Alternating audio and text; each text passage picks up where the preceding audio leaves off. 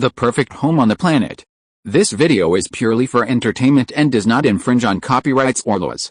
The rights to the novel and image belong to the original author. We do not claim ownership. Don't like waiting and want to listen to this fanfic in full now?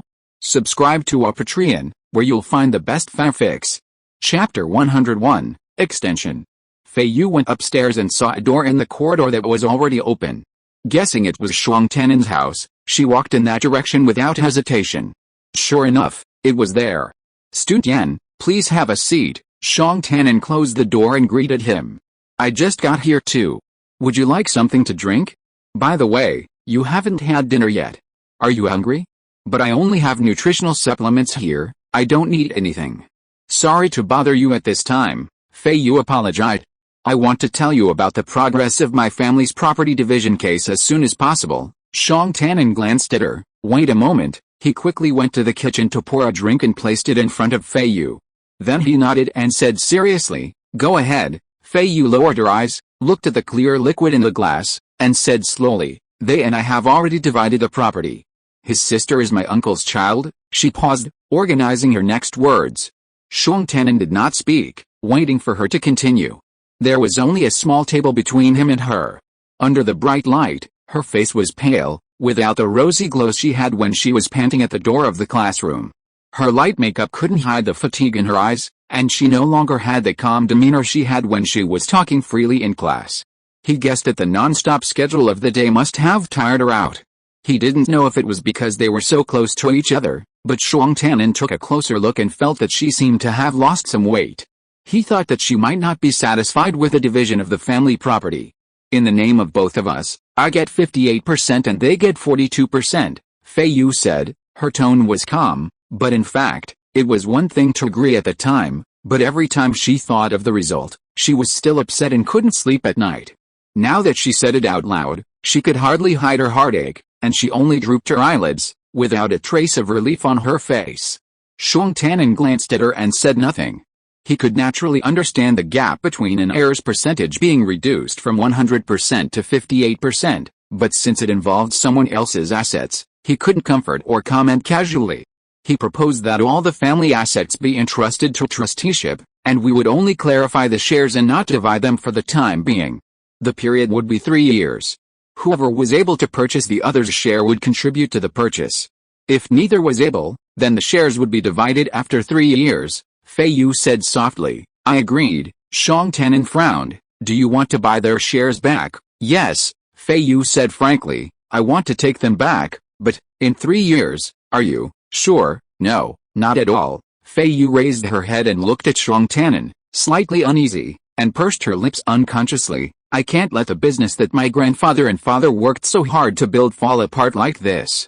I have to give it a try. It's just that we originally agreed to get a divorce after a while after this is over." Now, her tone was delayed, and her eyes moved around Shuang Tian's face twice. Finally, she couldn't bear it anymore, took a breath, and smiled firmly. "Let's abide by the agreement. Now that the property division arbitration is over, after a while, almost, after we graduate, we will find time to go to Mom to cancel the marriage. What do you think?" "I have no problem. But is this okay?" Shuang Tian asked doubtfully. "After all, you haven't divided it properly. The arbitration process has been completed, and the division ratio has been clarified. It should not have any impact." Shuang Tian looked at Feiyu. "What did your lawyer say?" "The lawyer suggested that I divide it directly, but..." Feiyu's hand unconsciously touched the cup in front of her. "I was in the exchange program and squeezed out time to go back to Mom. The division of property involves a lot of accounting work. I can't stay that long. Besides, I really don't want to divide it now. I always want to give it a try." Shuang Tian frowned. "What about marriage and divorce? Did your lawyer say anything else?" Feiyu raised her eyes and looked at him silently. "After a long while," she said, "he hinted to me that everything should remain as it is until the actual separation is completed in 3 years. But I think it's not good to drag you on for too long. I will divorce you after graduation, but if you think it won't affect your life for the time being, I will be very grateful to you for extending the duration of the marriage." Feiyu was embarrassed and awkward. She judged the expression on Shuang Tian's face and said hurriedly, "Everything is based on whether it is convenient for you. Really, I'm not forcing you. I'm already very grateful to you now. Shang Tian'an looked at Feiyu, his eyes silently moving to the table. After a moment, he raised his eyes and said sincerely, no one can predict what will happen in the future. I can't say that the current situation will definitely not have an impact on me or your work at home after graduation. Seeing Feiyu nodded sadly, he continued, but if there's an impact, I will tell you that you can cancel the marriage then. Feiyu stared at Shang Tian'an in surprise, forgetting to blink for a moment. Suddenly she woke up and couldn't help but break into a huge smile, extremely grateful. Thank you, thank you. Shang Tian'an shook his head, pointed at the cup with his fingers, and said kindly, drink something if you're thirsty. Okay. Feiyu never expected Shang Tian'an to be so understanding and willing to give her some time easily. Although he didn't specify a time limit, it was a great surprise. To be honest, she was a little worried that an early divorce would cause unnecessary recurrence. Now that a stone was removed from her heart, her spirits suddenly improved a lot. She was so grateful to Shang Tian'an that she drank it if he asked her to. Feiyu took a sip of the drink. This time, she and Shang Tian'an returned to Dongsa district at the same time. Shang Tian'an didn't have time to prepare food for the reception. The drink he gave her was not even the high-end goods in the hospital's hypermarket. It was a very ordinary synthetic product. She felt relaxed and hungry, and thought it was delicious.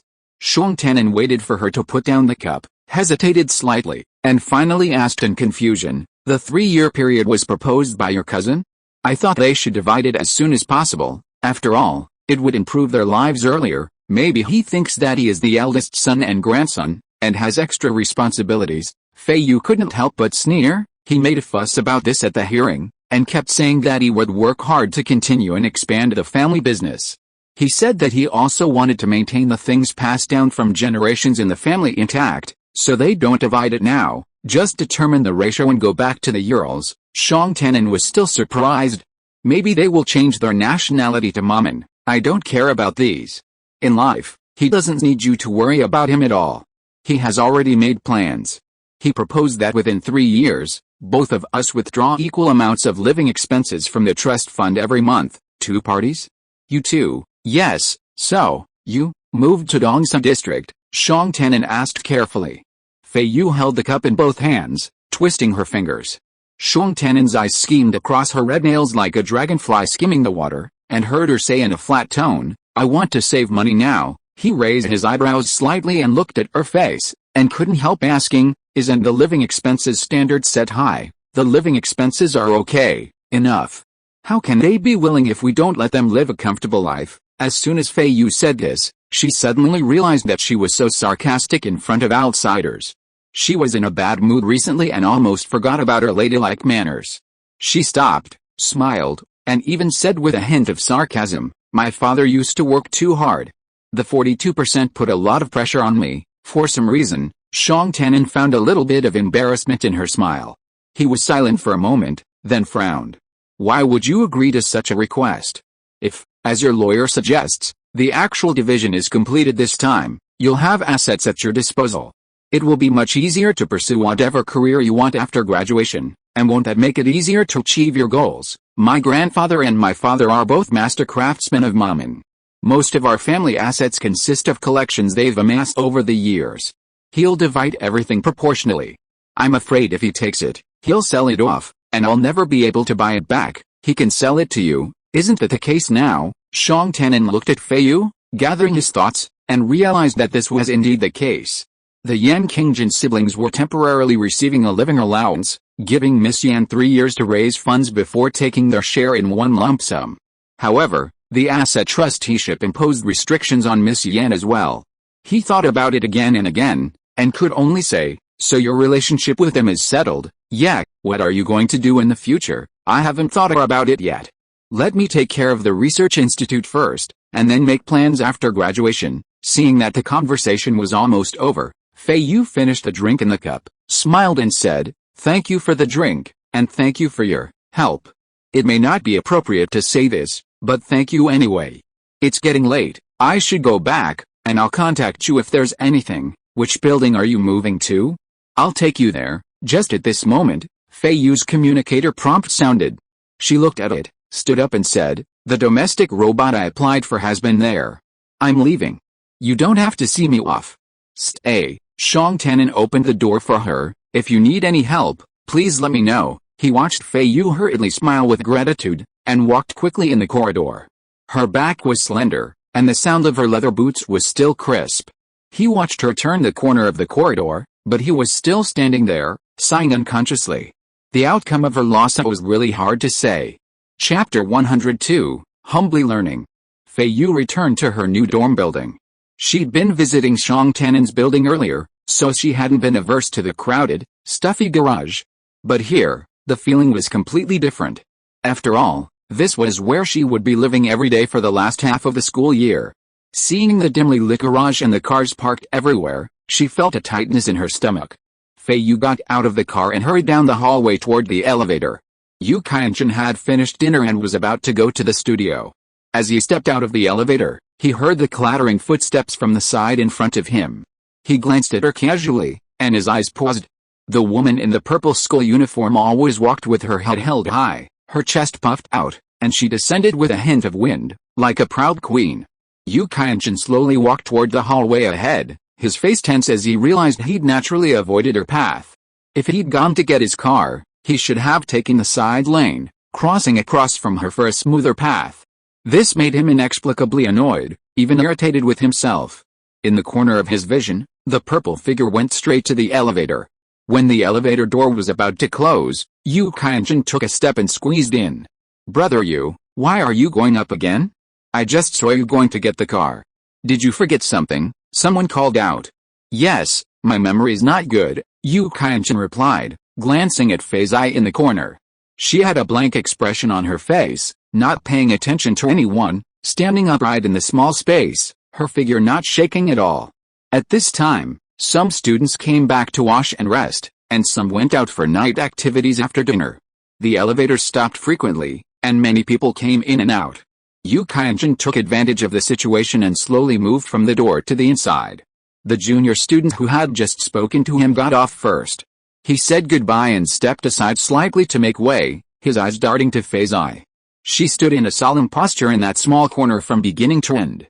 Now that the number of people in the elevator was gradually decreasing, he glanced over and saw that her hands were clasped together, hanging at her waist, and the gray bag in her hands was quietly pressing down the hem of her purple skirt. This gray bag that could perform magic tricks had aroused curiosity and admiration in class. Yu Qianchen couldn't help but stare at it for a while, and then his eyes flew to the elevator door. The floor numbers skipped over his dormitory. He stood quietly in another corner inside and continued to follow the elevator up. The pointed leather boots took 2 steps forward, making 2 crisp clicks. Yu Qianchen raised his eyes to look at the people waiting at the elevator door. The hem of her purple skirt raised a small arc as she walked, and it was still swaying gently even after she stood still. Her long hair, black with a hint of brown and red, piled on her shoulders like a waterfall. Down, the silky school uniform fabric tightened at the waist. Yu Qianchen lowered his head. The elevator stopped at the 23rd floor. Feiyu stepped out, her brow furrowed. The entrance to the corridor was empty, but as she looked at the corridors that stretched out further in, she felt a sense of crampedness lingering in the building, a feeling that wouldn't go away. This was her second time at the new address. At noon today, she got off the Starry Sky shuttle and rushed here to find her school uniform for class. She didn't have enough time to observe the environment and didn't have a deep impression. Now that she was about to officially move in, she felt she needed to adjust psychologically. Yu Qianchen followed her out slowly, his eyes fixed on her back. Seeing her constantly looking at the room numbers on both sides of the corridor, he stopped and pretended to video chat with someone. Feiyu turned back without warning. Yu Qianchen had no choice but to lean to the side with his eyes lowered, whispering, okay, but he only smelled a faint fragrance and the black high boots quickly passed him. After a while, he turned his head and looked over. She had already walked a distance in the opposite direction. The clattering sound of her footsteps was steady and confident, unlike the sluggish and hesitant sound just now. Yu Qianchen did not continue to follow. He watched from a distance as Feiyu stopped in front of a door and quickly went in. He squinted at the empty corridor, turned his footsteps, walked to the public restroom opposite the elevator, picked up a chair and sat down. Feiyu entered the house and saw boxes all over the floor. The fat housekeeper was running around in the small hall, and there was no place for her to stand. The video call came again, and it was still Shuang Tannen. "Student Yan, have you arrived?" "Just arrived," Feiyu asked puzzledly. "What did you forget to tell me?" "Nothing. I was just taking out the trash and thought of a small thing. You just came to the East Dormitory and may not know that the sanitation of the public areas on each floor is generally completed by everyone in turn, and the floor leader is responsible for supervision and inspection. You'd better log into the dormitory management system when you have time in the next 2 days to see if there are any schedules for sanitation work. By the way, was this dormitory just assigned to you today, or was it assigned to you before you came back? I applied for it a month ago. At that time, you moved out of the house in the West Dormitory and asked a housekeeping robot to pack your room and send it to your current room." Shuang Tannen saw Feiyu nod and said, "Then even if you moved in a month ago according to the dormitory management system, you should have missed 1 or 2 public cleaning tasks on your floor. You need to log into the system to provide additional reasons. If it is convenient, go directly to the floor leader to talk to him, so that he doesn't deduct your life virtue points according to the rules without knowing it. By the way, you can also get to know each other, which will make it easier to communicate in the future. The floor leader has the right to deduct my moral points." Feiyu didn't know this, and asked with a frown, "Where's the floor leader's office usually located?" "The floor leader doesn't have an office. Usually, the students on the floor volunteer to take the position, or the dormitory management system randomly selects a student to be the floor leader. You can log in and see who the floor leader of your floor is. It would be better to explain it in person." She saw Shuang Tannen paused for a second, looked at her, and immediately said deflatedly, "Okay, I know." She also asked humbly, "Is there anything else I should know?" "Nothing." Shuang Tannen smiled and shook his head. "There is a nutrient restaurant on the first floor of every building, you know." "Oh. I know, I stayed in your building when it rained heavily last year."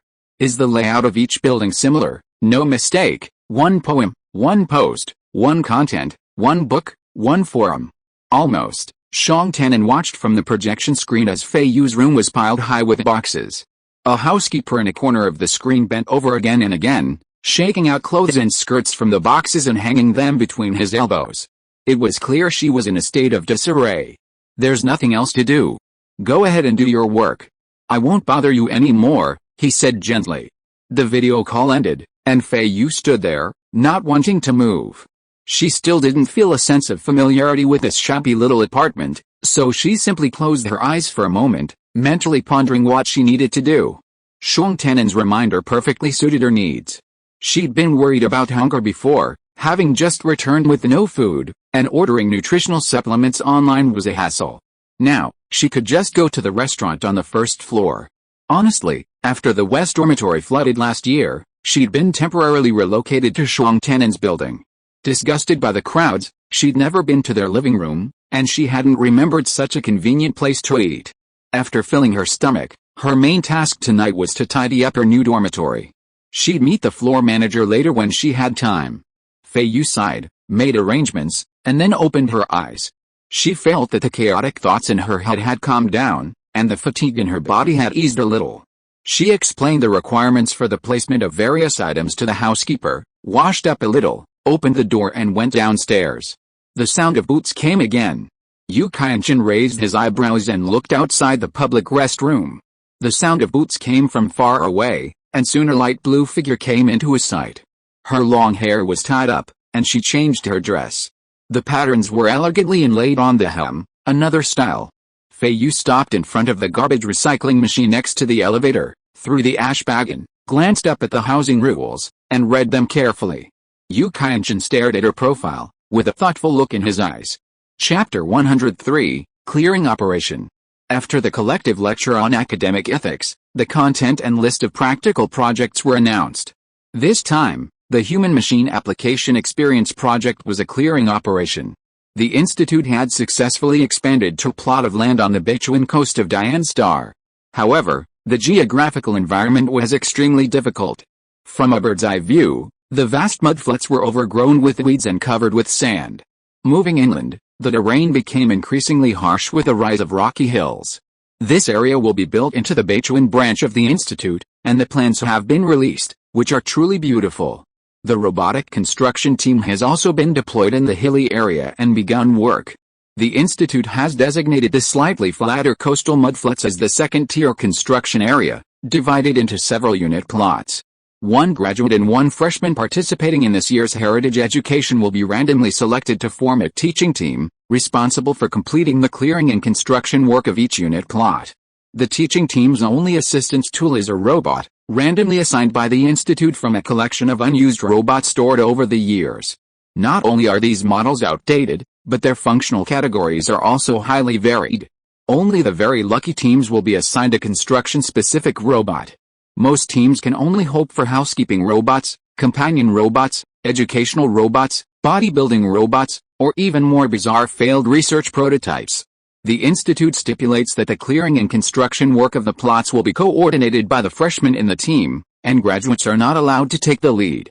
Freshmen will also lead the robots to start work on the on-site plots, with graduates taking over only if the freshmen can no longer continue. After the 3-day operation period, each team's performance in the clearing operation will be evaluated based on the amount of work completed by the teaching team on their assigned plot. Of course, if the assigned robot is of poor performance, resources can be pooled. By formally registering with the Institute, they can form a partnership, allowing them to share and allocate the robot's various attachments. The Institute will also divide the plots among the partners, allowing them to work together. However, in this case, the results will be averaged. Therefore, these cooperation rules caused great confusion for the freshmen. Finding a partner and merging several teams into a larger group would allow for collective efforts, more ideas, and increased efficiency, a positive development indeed. However, the crux of the matter was that each team only saw their contracted plots and their robots on standby at the Shirakawa coast site. They didn't even know what models they would be. Even if they were willing to integrate resources, the robots' modifications and division of labor wouldn't necessarily be able to perfectly complement each other's strengths. As soon as the list of new and old team and training pairs was released, the freshmen's first priority was to seek advice from their supervisors. Feiyu was mentoring a girl from Class C1 named Sheng Wenwen. In the A building, the neighboring students' studios gradually became bustling with activity, and greetings could be heard from time to time. These were the agile freshmen who had come to see their supervisors. While busy with her work, she waited for Sheng Wenwen's consultation. Unexpectedly, the first person to join the video call was Shichi Luo, a student from Class B1 in a second practical project. Feiyu would be taking him to experience the building simulation experiment after the clearing operation. This young man is really smart. Early in the morning, as soon as the pairing list came out, he sent a video message to Feiyu at noon. Senior Sister Yan, I'm so happy that you will be my supervisor. I wonder if you can spare the time in the afternoon. I will come to Department A to visit you and ask you to assign tasks. It's not time to prepare your project yet. I will contact you after we all finish the clearing project. Okay, Senior Sister Yan, then I'll wait for your notice. Shichi Luo raised a bright smile. I happen to be supervised by our senior brother from Department B in the clearing project. His name is Ifangyu. Senior Sister Yan, do you know him? Feiyu shook her head. No. The young man blinked in surprise. Senior brother, he said he knew Senior Sister Yan from Department A. He was quick-witted, scratching his head and grinning innocently. When I reported to Senior He earlier, we were discussing how lucky we would be to collaborate with Senior Yan's team during the Qinghai campaign. Feiyu understood that freshmen had just finished military training and didn't yet have many connections. If he was interested in finding a team to collaborate with, a good channel would be to ask his senior instructor from another practical project. I'm not in charge of any collaborations during the Qinghai campaign, and you'll be at a disadvantage if you try to contact someone from Division A during the Qinghai campaign, she said honestly. No, if the robots stop working, the seniors from Division A will be our saviors. Shichi Luo was truly articulate. Even though Feiyu was overwhelmed with other matters and wished she could be chopped into pieces, she responded patiently, not bothering the freshman for contacting her early and interrupting her train of thought. Shichi Luo, a man of high work efficiency, stopped the conversation at this point. Senior Sister Yan, you go ahead and get busy. I'll go prepare for the cleanup project. At noon, Feiyu went to the A district cafeteria to eat. She saw several classmates bringing new students to eat and chat about the project. Some even enthusiastically brought them to the A district freshmen to build their network. It was said that some freshmen who had struck up a rapport had formed a verbal alliance after chatting in the cafeteria. It seemed that everyone around them was busy preparing for the cleanup. However, the girl Feiyu was actually waiting for was slow and languid. She hadn't heard a word from anyone for most of the day since the list came down. Sheng Wenwen video messaged Feiyu at dusk. Senior Sister Yan, are you busy? Am I disturbing you? Honestly, Feiyu hadn't heard such a soft-spoken girl since the young woman from the manor next door to the Yan family moved away. Her former neighbor in Zisu district, Xin Yuhong, was considered gentle and kind, but not as frail as the girl before her. Her large, dark eyes were wide open, her eyelashes fluttering softly, as if the slightest breeze could frighten her into curling. Of course, Yan Qingxi might be similarly like that, but Feiyu had said she wouldn't comment on the siblings, so she hadn't. She figured, regardless of their personality types, she wouldn't be particularly drawn to them. Feiyu had a stern face, but she was actually kind to women. Seeing Sheng Wenwen so gentle, she took the initiative to smile. I'm not busy now, I'm planning to have dinner. Oh, Senior Sister Yan. Then, Sheng Wenwen immediately didn't know what to do. She looked pitiful, with an apologetic look between her brows. I thought you would be done with your work by now. Well, I'll wait for you to finish dinner before video chatting. I don't have anything important to do. Is it for the clearing project? Feiyu said simply. Ask any questions now. I'm not in a hurry for my dinner. No mistakes in one song, one post, one content, one book, one forum. I'm fine. Sheng Wenwen smiled shyly, perhaps not quite understanding how to be polite. After a few pauses, she said bluntly, the list for Operation Clearing has been released.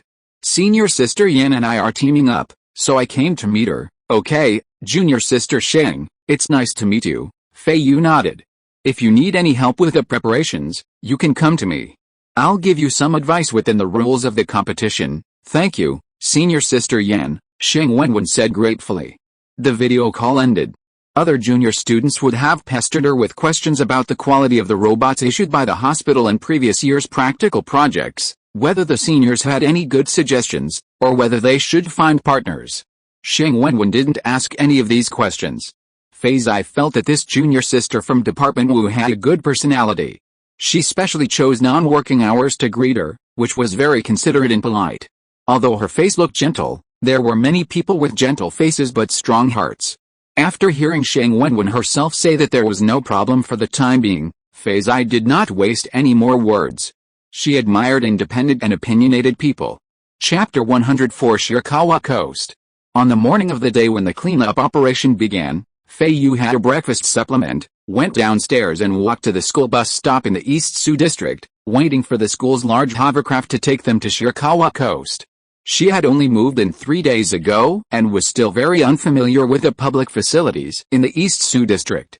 She looked at the guidance map on the projection screen along the way, and looked up from time to time to get the direction. Many students came out of the buildings, all wearing work clothes from various departments, not as casual as usual. Feiyu thought that they were probably going to Shirakawa Coast to participate in the cleanup operation, so she took a break and stopped checking the map route all the time, and just walked among the crowd. A large group of people quickly gathered at the school bus stop. There were so many people today, and there was still some time before the departure time, and those who knew each other exchanged greetings, and it was as lively as a festival. Feiyu was not used to so many people, so she quietly chose the line at the edge and stood in line. Senior Sister Yan, a gentle voice echoed from the front of the line, 7 or 8 people away. When Feiyu looked up, the girl who had greeted her stepped out of the line and walked to the back. She was wearing the light green work uniform of Division E. It was none other than Sheng Wenwen. She was even more gentle and graceful in person than the image Feiyu had seen on the projection screen, reminding her of the branches of the slender willow tree in front of the West Dormitory building. Junior Sister Sheng, good morning. What a coincidence, I just saw the senior sister in black approaching, and I thought of the senior from Division A. Then I looked again, and it was you, Senior Sister Yan. Sheng Wenwen was delighted, glancing behind Feiyu. Senior, can I line up here? I just happened to run into my supervisor. Feiyu instinctively turned her head.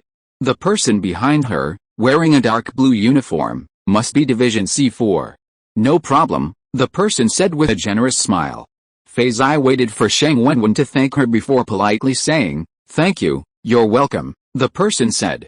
Feiyu turned back and listened intently to Sheng Wenwen. Senior Sister Yan, I wonder what kind of robots will be assigned. Don't get your hopes up, Feiyu said. As long as they were usable, okay, The girls smiled sweetly. They chatted for a few moments before the school bus arrived. The two of them slowly joined the waiting line and boarded. An hour later, they saw a long, rolling line of white waves crashing against the winding coastline. "Wow," the freshman on the bus exclaimed excitedly, looking out the windows. Feiyu took a peek as well. The line of waves separated the sea from the land, a truly desolate and magnificent sight from above. The offshore mudflats looked just as the images the academy had shown them. Looking inland, toward the hills, silver-gray dots appeared, probably construction robots already working on the site. Although their work couldn't be clearly seen, they were numerous and well-organized. The work was bustling with activity. Trenching and excavation were beginning to take shape, and some hillocks revealed neatly cut rock layers. "The area we are responsible for is flat and looks much easier to work on," a freshman said happily. Feiyu retracted her gaze from the window and glanced calmly at the person who spoke. Her eyes happened to pass over a few senior students. They were all experienced and understood each other tacitly at this moment. The person sitting in the seat across from her was none other than the four students in the row behind her. A smile appeared in his eyes. Feiyu glanced at him and calmly lowered her eyes. The school bus quickly landed at Shirakawa Beach. Almost everyone immediately received a number of the plot of land they were responsible for. The freshmen were taken to the end of the plot by hovercraft, while the senior students rested on the beach for a while. There were few people in Department A, and the class monitor Ji Mingda was very flexible.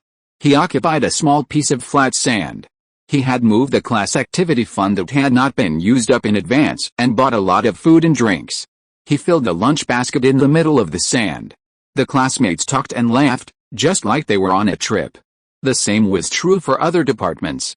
The beach was packed with graduates, dressed in their various work uniforms, though they didn't have to work. On this bright morning, just as the land reclamation operation had begun, they basked in the gentle sea breeze, a moment's respite from their agonizing graduation projects. They adorned the beach with a vibrant riot of color, enjoying a leisurely meal and chatting, waiting to see how the new students would perform. Feiyu and Shang Wenwen were assigned plot A106. Unable to see it with the naked eye, Feiyu switched on her communicator and switched the projection screen to plot A106. The Donglan Research Institute was full of eccentricities. Perhaps to create the vibrant atmosphere of the farmers working together, the announcement of the competition wasn't made through everyone's communicator, but rather through a loudspeaker, broadcast throughout the entire venue. The 69th Donglan Mechanical Research Institute Heritage Education Practice Project, the Shirakawa Coastal Tidal Flat Reclamation Project, has officially begun. I hope you will work hard and contribute to the future of the Donglan Shirakawa branch. You're still squeezing our labor out before you leave, the graduates joked. After this one try, we've finally made it. Besides, we don't have to work yet. Let's just enjoy the sea breeze and the scenery. Working on our graduation projects is so stressful. This is a good time to relax. Oh, look! The robot ragtag group has passed. Soon, jokes and lamentations echoed. Oh my god, how did they get assigned to practice with robots? They look so good, but they're so dumb they can only do exercises. Can the juniors modify them? This is going to be quite difficult for these freshmen. Compared to us back then, it's not that difficult. Some people feigned dissatisfaction, but their faces were full of joy. Hey, juniors, get to work. It's getting late. Someone blew a loud whistle, attracting glances from the freshmen in the plots closest to the graduate rest area. One, particularly naive, assumed the seniors had something serious to say. After a few seconds of pause, he actually took a few steps toward the beach, as if asking for further instructions. The whole group burst into laughter. Look at the joke, look at the joke. Every year, the traditional training program is filled with graduates' wicked humor. This isn't the graduates' fault, but the Academy's philosophy behind the practical projects. This project, where seniors and juniors participate in the traditional training program, is the first practical project for the freshmen at Donglan. Both to cultivate a serious work ethic and to instill a sound philosophy of robotics, it's essential to subject those about to enter this specialized field to a variety of tormenting methods. Only after being tormented can one reflect, develop and exercise self-control. This motto is enshrined in the Academy's disciplinary manual. Behind them lies the azure ocean. Ahead lies cracked, dry earth, large and small gravel, shriveled shrubs, and the stinking, dried corpses of unknown animals. The graduates lament the poor performance of the robots in their own plots while watching the freshmen's anxiety. There's no better feeling. Feiyu found a corner, took a cup of tea from a classmate, thanked him, and took a sip. The fragrance of the plant leaves soothed her lips and teeth, caressing her heart and lungs. On the projection screen, a thinking robot with a simple appearance walked over to her A106 plot. Chapter 105 Thinking Robot. Thinking robots, as the name suggests, do nothing but think. Specifically, they don't require any tools, they simply run algorithms and produce analytical reports. On a larger scale, comparing the pros and cons of regional management policies requires a consultant. On a smaller scale, planning and arranging cultural and sports programs for a small gathering requires a planning consultant. These consultants come from various types of thinking robots. The one facing Sheng Wenwen on plot A106 is apparently the most unprofessional of the thinking robots, the one that generates fantastical ideas. Every day, it scrapes the vast web of information and churns out 50 fantastical ideas for the public to enjoy. Most people read it as a pastime, but some actually try to draw inspiration from its ideas. Feiyu glanced at the model, a Qi Changgong, quite old. Its elegant, gentlemanly design is attractive, but unfortunately, it can't be lifted or carried, making it look rather frail. Feiyu sighed, her eyes shifting. The plot next to A106 was allocated a muscular sparring robot. It sported a masculine mustache and was clad in a tight sweatshirt and shorts. Its exaggerated simulated triceps shone with a bronze luster in the sunlight. Visually, it looked more reliable than the thinking robot. At least a punch from it could create a small dent in the ground. Even more eye-catching was the fact that 3 plots adjacent to A106 were occupied by a cooperative group. 3 boys were given a gardening robot, a medical robot, and a performing arts robot, respectively. They gathered together to tinker with their parts, drawing praise from some of the graduates. In comparison, the human-robot combination at A106 seemed unremarkable. Sheng Wenwen was clearly not proficient in robot modification, she had simply installed the cargo handling module. Feiyu scanned the barren, gravelly expanse of A106, mentally assessing the difficulty of cleaning it. She also considered the planned drainage channel on the A106 master plan. If she were to take over later, how would she expect this thinking robot, without any means of transportation, to dig a trench? Those robots aren't quite right, the graduates murmured. We probably gave them all the failed prototypes we've designed in recent years, plus all the excellent creations from our seniors in previous years, someone added cheerfully. You won't believe this, but the one in my field is the same household robot I used in my first year of school, that fat, dark-skinned uncle. Ugh, he's still out in the military. Poor him, don't you think the younger students using him now, and me who will soon be using him, are even more pitiful? What's pitiful about that? He's a very meticulous sweeper, never missing a speck of dust in every little crevice. Just take your time, everyone burst into laughter. The beach was bustling with activity. Though Feiyu wasn't known for actively engaging in fun, she calmly followed the crowd. Her classmates distributed cookies and pastries, and she took one, sitting down to eat leisurely. On her own plot, Sheng Wenwen had already instructed the robot to bend down and pick up stones. Feiyu watched for a moment. The task was immense, and considering the robot's slow pace, it would take a long time. She twisted her neck and glanced back at the sea. Beyond the sea, the clouds billowed, a breathtaking beauty. Feiyu took another bite and pondered her post-graduation career. Time flowed like water, gurgling without stopping. What kind of job would be the most lucrative? A106, A106, help. A106, A106, help. The loudspeaker was effective, and the beach, which had just been bustling with activity, suddenly fell silent. Oh no. The first place winner has been announced. The graduates happily focused their live feeds on plot A106. They soon realized their actions were completely unnecessary. As the first team to encounter a major problem, they were given full attention and courtesy by the hospital. A projection of a live view of plot A106 appeared above the beach. The image quality was so clear that one could even see the 3-person team working on the adjacent plot, surrounded by 3 robots, pause their work at the announcement, their heads tilted in surprise as they looked at plot A106, then back up at the projection screen. Feiyu couldn't resist a massive projection the hospital had forced upon her. She held a mouthful of pastry in her mouth, reciting the familiar plot number in her ear. Suddenly, a familiar image popped up on the shimmering beach, a graceful girl in a light green dress and a handsome, thinking robot. Feiyu watched as the large screen quickly split in half, showing the actual scene of the graduates on the beach, and then instantly focused on the corner of plot A. Without giving it time to think, she forcefully swallowed the pastry.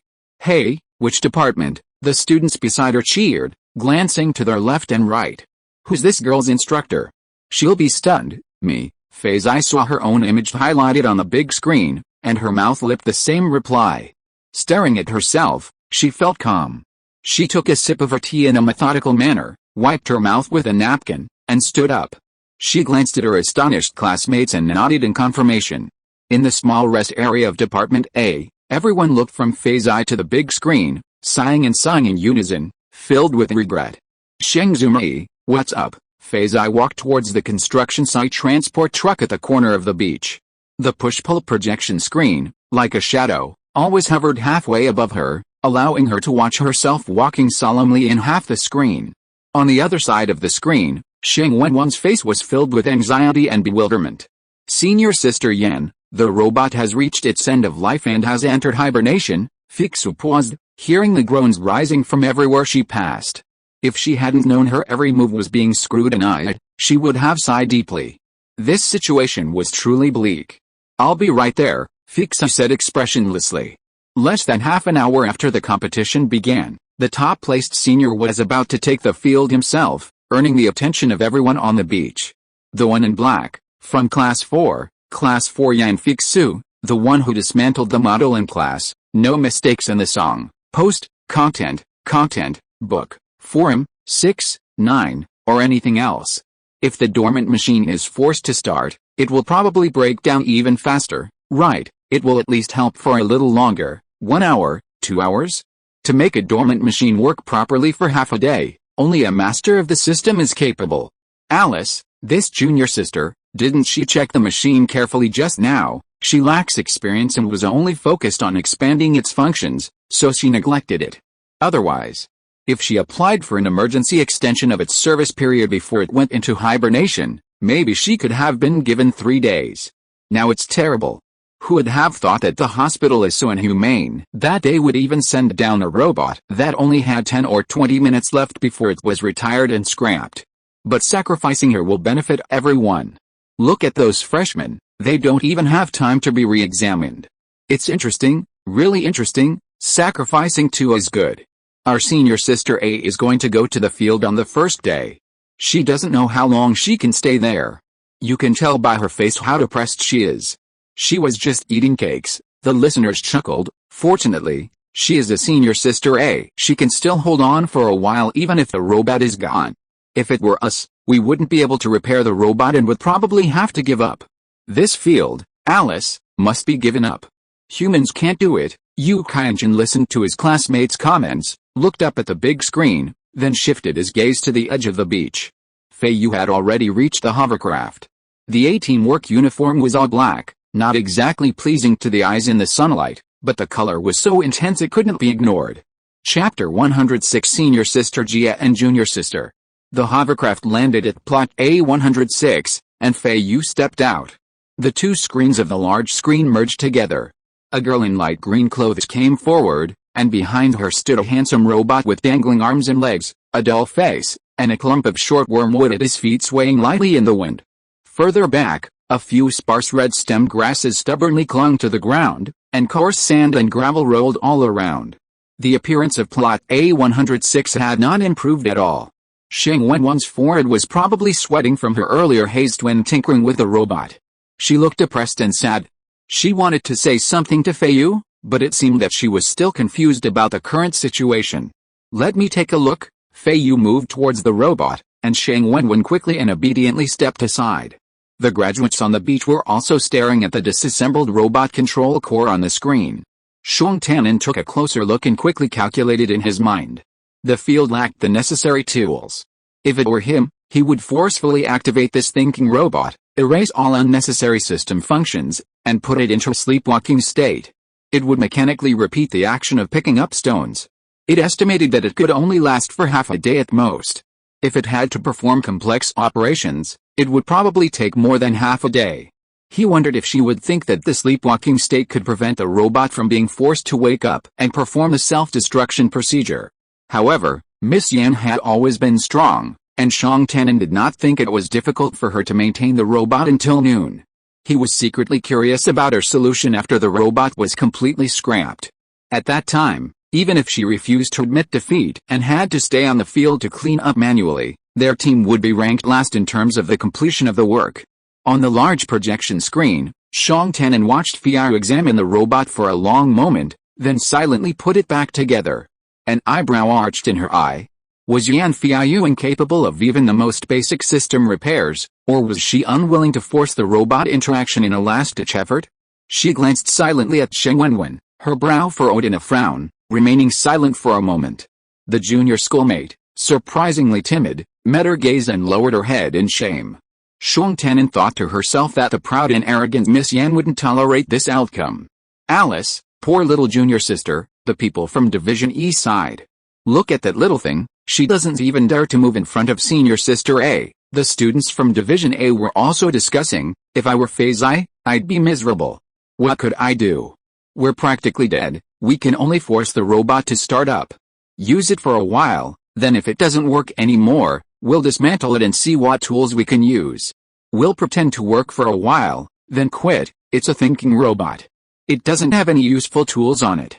Their team is so unlucky. In plot A106, Shang Wenwen asked softly, Senior Sister Yan, I'm leaving. Feiyu didn't comment, but asked, Junior Sister Shang, did you prepare accident predictions and response plans in the past 2 days? I did a little. Shang Wenwen nodded honestly. Did you anticipate this situation? Not at all, Shang Wenwen whispered. Do you have any partners? No. Why? Feiyu asked. Shang Wenwen lowered her head. I don't know many people yet. I study materials, specifically epidermal materials. I don't know anything else, and there's nothing to exchange. It's better not to bother anyone. A chorus of thumping and stamping of feet echoed from Division E. What's wrong with the materials? What's wrong with the materials? Why is this junior sister so modest? How can they build robots without our materials? Junior sister, I just got here and don't know much. People from Division C line up to ask for our good materials, and we're willing to give them to them. People from Division B even come to us daily, trying to get clothes, asking us to develop fish skin, bird skin, tree bark, and so on. If you can't find a partner, come and ask the seniors to help you. Shang Tannen saw Feiyu raise her fingers and twitch, as if making contact. He couldn't help but recall the rules of Operation Clearing. Graduates weren't supposed to seek partners on their own. Once they took over, they had to take over the resources left behind by their supervisors. The problem Yan Feiyu faced now was that, aside from a dormant thinking robot, her supervisor had no resources to offer her. After enduring this difficult situation for half a day, she was almost powerless to escape. Senior Sister Yan, I'm sorry, Shang Wenwen's guilty gaze filled the entire screen. Nothing, practical projects are like this. Feiyu's face remained calm, but the topic suddenly changed. Can you force a hibernation machine to start? Yes, Shang Wenwen replied honestly, quite puzzled. I only know how to force it to start, but I don't know how to make it work properly after starting it. Feiyu nodded, but didn't respond. Then I'll go over. Feiyu still didn't respond, watching Shang Wenwen walk dejectedly towards the hovercraft. After a moment, she glanced at the reply message that popped up on the communicator and shouted, Junior Sister Shang, one last question. Shang Wenwen was about to get into the car when she turned her head and waited blankly for Feiyu to speak. Since you study epidermal materials, I assume you have a lot of experience in skincare. Yan Shizhen is furious. Yi Xiaoguang couldn't help laughing. Could it be that she can't last long on the field, so she doesn't want to start working and just chats with her junior sister? As expected, her expression was calm, but her tone was unwavering, leaving no room for doubt. I'm giving you a choice now. I can use this robot for half a day, or I can use you for half a day. I choose you. What do you choose? Stay or leave? Shang Wenwen was stunned. After a long moment, she stammered, Senior sister, don't I have the right to stay? I'm in control of the field now. You can choose between you and the robot. You know how to force it, but you didn't try. Instead, you left me the last chance, Feiyu said bluntly. I admire your choice. That's why I chose you. But if you stay, You'll have to work with your bare hands. Do you want to stay and do half a day of hard labor? I'll stay, I'll stay. Sheng Wenwen was so delighted that she was almost incoherent. Okay. I hope you're knowledgeable about skincare products too. You'll need them when I get home today. It's not pleasant to stay on the field. Feiyu's lips curled slightly, and with a tap of her finger, she typed several commands. A moment later, the hovercraft flew away on its own. After Sheng Wenwen was happy, she asked worriedly, "Senior sister, is this okay? Isn't it against the rules?" Feiyu did not answer. At this moment, the loudspeaker announced loudly, "Plot A106 has chosen to give up the robot. Plot A106 has chosen to give up the robot. On-site work team, main controller Yan Feiyu from Class A4, and time-limited assistant Sheng Wenwen from Class C1, this is the answer." Feiyu tilted her head. "Let's go, let's get started, do as much as we can. Don't think you can learn any skills from Unit A by following me. I have no idea about this job either, so be mentally prepared." On the beach, the graduates were all stunned, and many of them immediately discussed, "Is this okay? No people, but robots?" The school agreed, "Why not?" In the rest area of Unity, there were praises. Senior Sister A didn't benefit. The robot can do a lot of work in half a day, and she is at a loss. Junior Sister didn't benefit either. Who could be as unlucky as her? Freshmen usually last a day or two. Even if Senior Sister A used her for half a day longer, she would still be at the bottom. Chapter 107, A Desperate Combination. The wind blew gently, the sun shone brightly, and from the angle of bending over and looking up, the gravel beach seemed to stretch to the horizon. "Are you okay?" Feiyu grabbed a handful of grass, stood up, and panted slightly.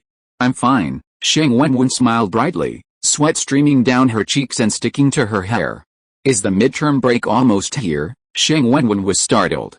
"It should be soon." "Senior sister, are you tired?" "Yes," Feiyu said succinctly, bending down to continue pulling weeds. "Then, should we switch?" Sheng Wenwen said quickly. "It's the same." Sheng Wenwen paused, filled with regret, feeling that it was all her fault that Senior Sister Jia didn't have the robot's assistance. Sheng Wenwen followed Feiyu all the way. Feiyu weeded, and she picked up stones, not daring to slack off or be lazy. She turned to glance at the cleared path behind her. Gone were the weeds and small rocks, and the cracks in the compacted soil were more pronounced, like crisscrossing scars.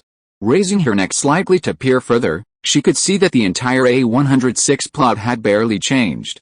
Meanwhile, on the plot next door, a robot was drilling with a creaking sound, its hole already reaching the boundary between the two houses. The excavated subsoil was piled up on either side of the ditch, fresh and moist.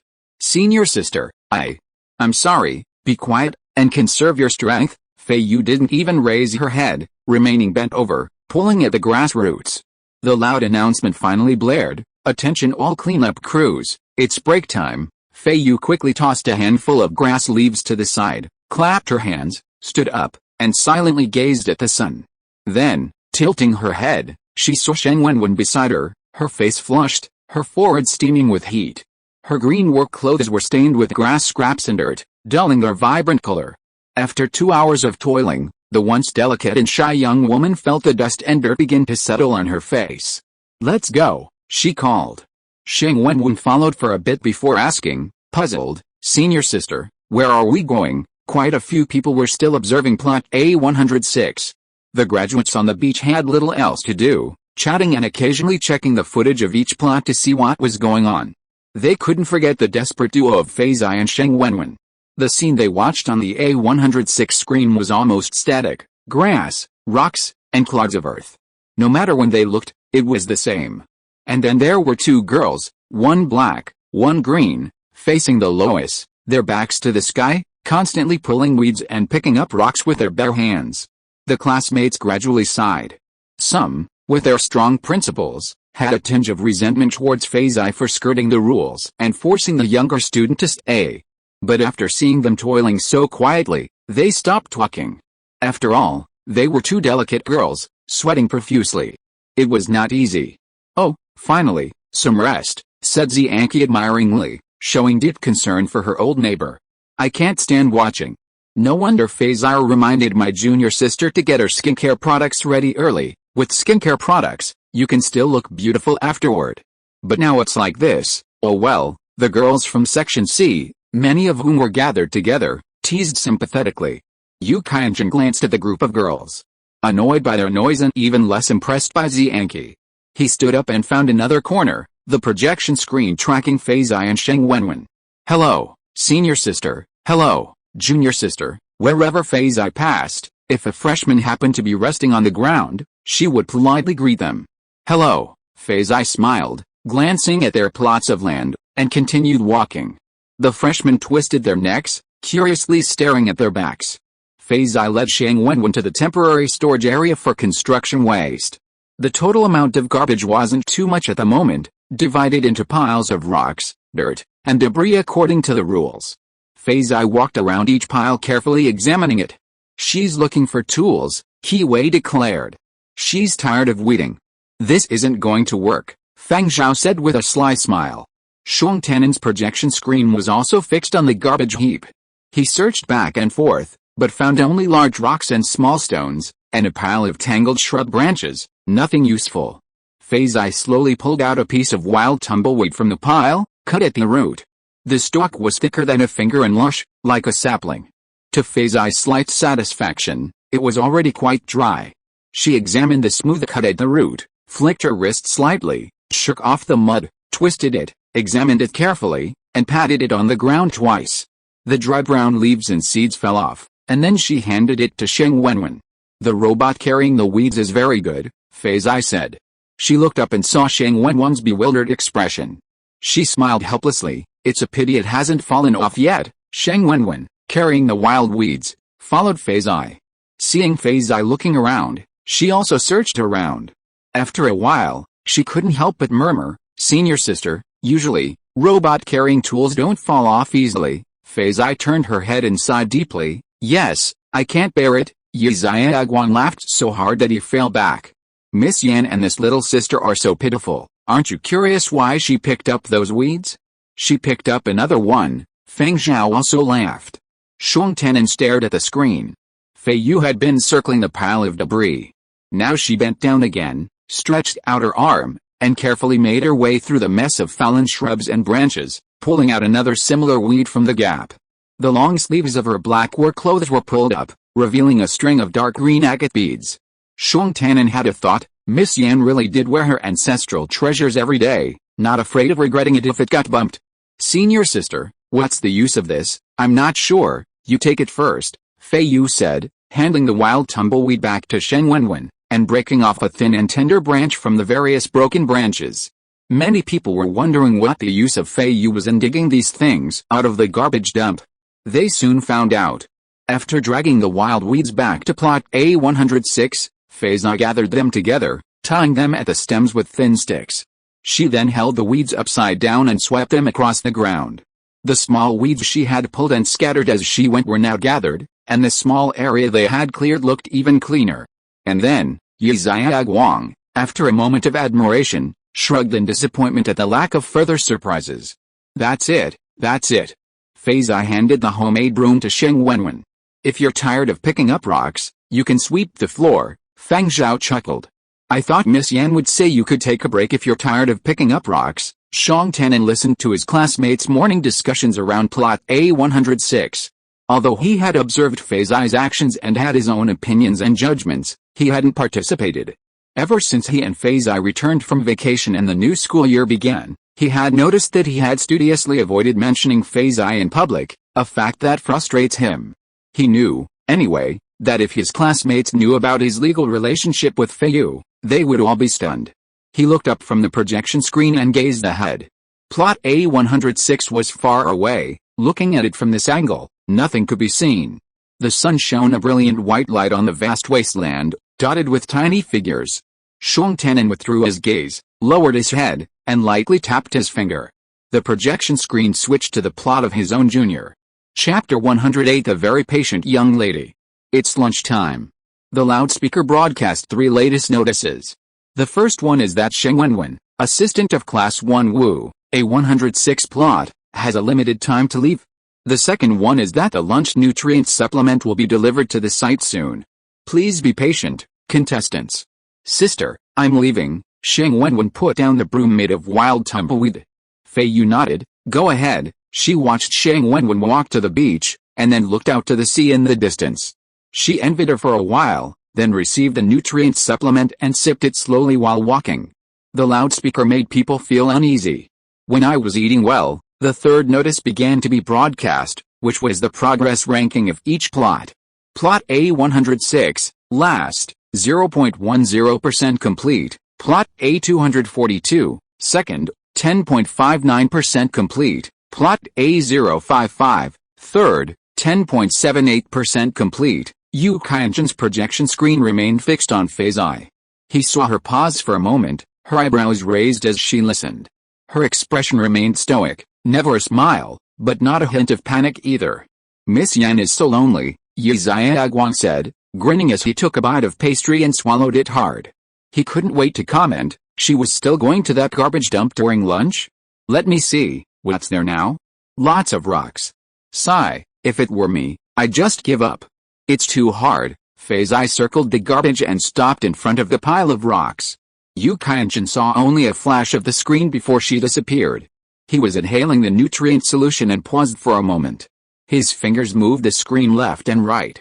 He checked the 360-degree panoramic view of the garbage dump, but there was still no sign of Feiyu.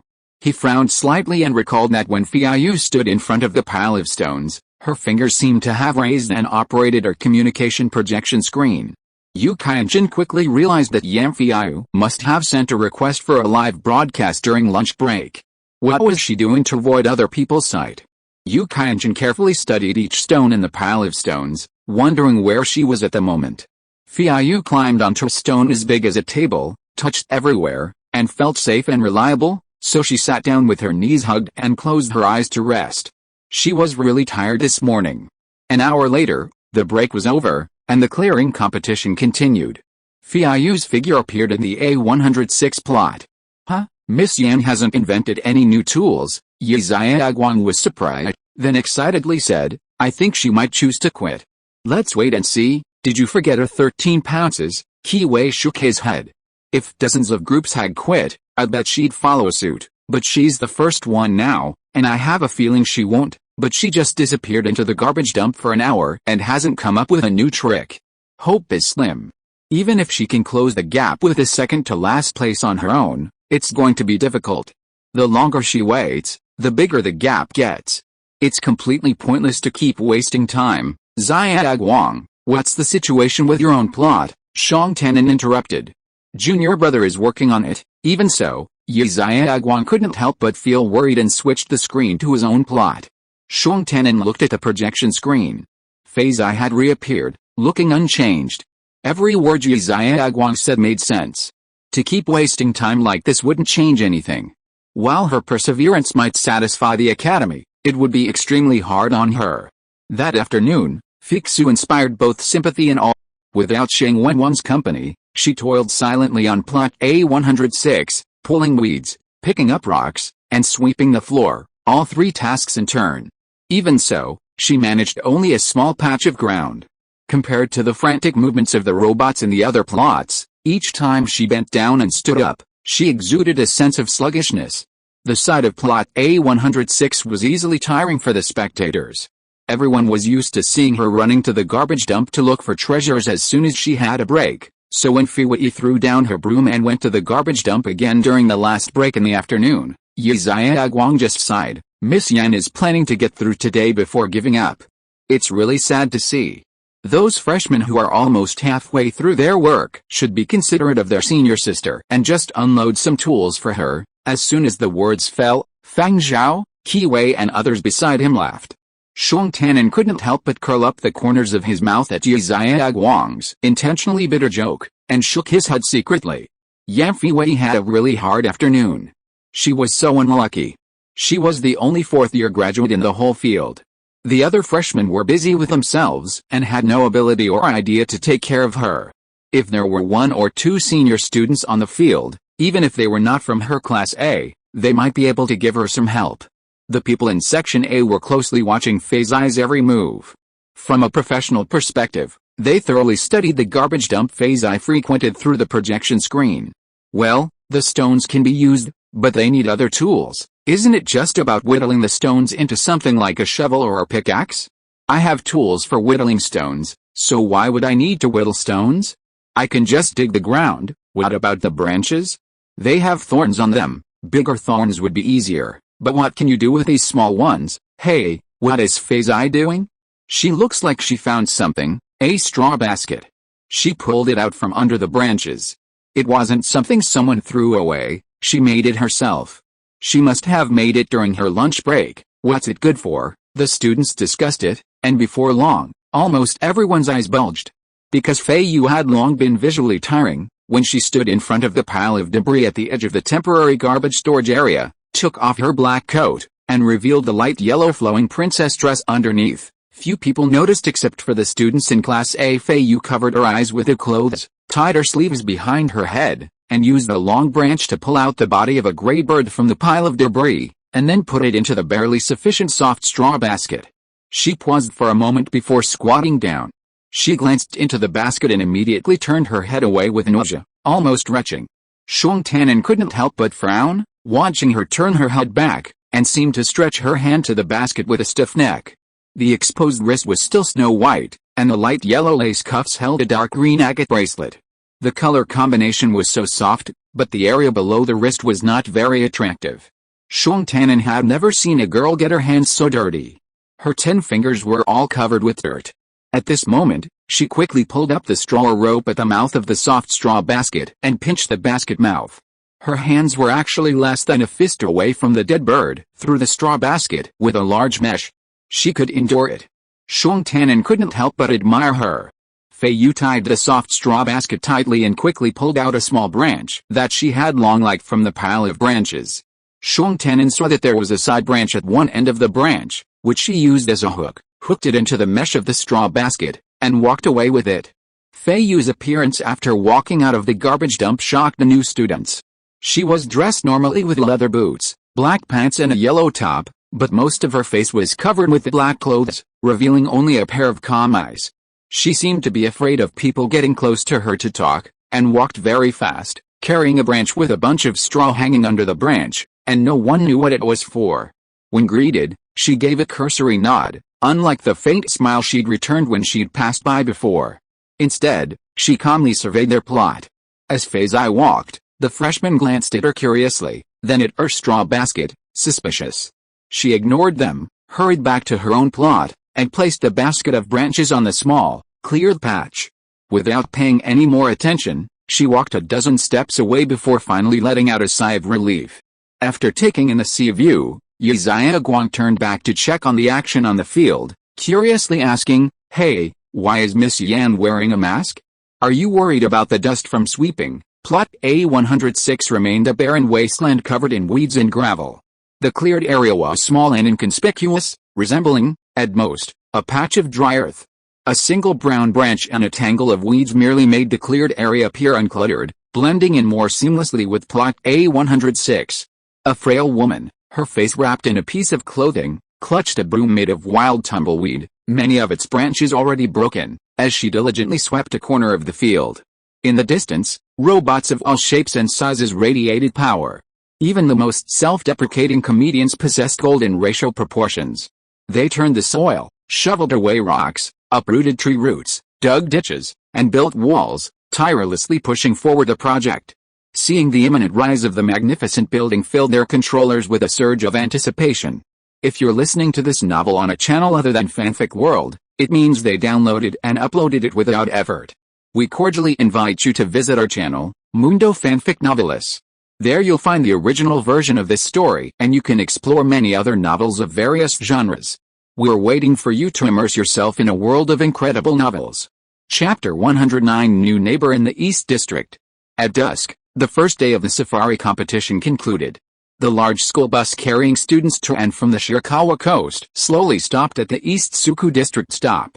Feiyu hooked her black work jacket under her elbow with the tip of her pinky finger and stood up from her seat, her body aching so much that she couldn't walk properly. The freshmen on the bus were very polite to her, saying, "Goodbye, senior sister, goodbye." Feiyu smiled slightly and followed them out. Several school buses arrived simultaneously, and the bus stop was packed. Sheng Wenwen, mindful of her, stayed on the platform, looking around for Feiyu, and squeezed in front of her. Senior Sister Yan, are you okay? Feiyu was not feeling well at all. She had been working, so she was fine, but she had just been sitting and resting on the bus on the way back. Now walking, she felt like her bones were about to fall apart. Don't come close, I'm filthy. Me too, Shang Wenwen said with a sheepish smile. Fei Zai thought for a moment and offered a soothing reassurance. Although you were the first to withdraw from the competition, your performance is only one part of your overall performance. If you write a good practical report, you still have room to make up for it. Yes, Fei Zai, who usually didn't show personal concern for the younger students she mentored, fell silent after briefly revealing this unethical technique for handling assessments. Senior sister, are you tired? I'm already feeling the pain after only half a day. Shang Wenwen glanced at Fei Zai, sincerely apologizing again. I'm sorry, it's all my carelessness that caused me to lose the robot. It was just luck. Fei Zai shook her head. You go back and rest first. I'll take a leisurely stroll back. Shang Wenwen nodded obediently, waved, and quickened her pace. Fei Zai, with a sharp eye, noticed that the back of Shang Wenwen's trouser legs were a little dusty, and she couldn't help but sigh. Today, no pair looked more embarrassed than them. Her clothes were even dirtier now.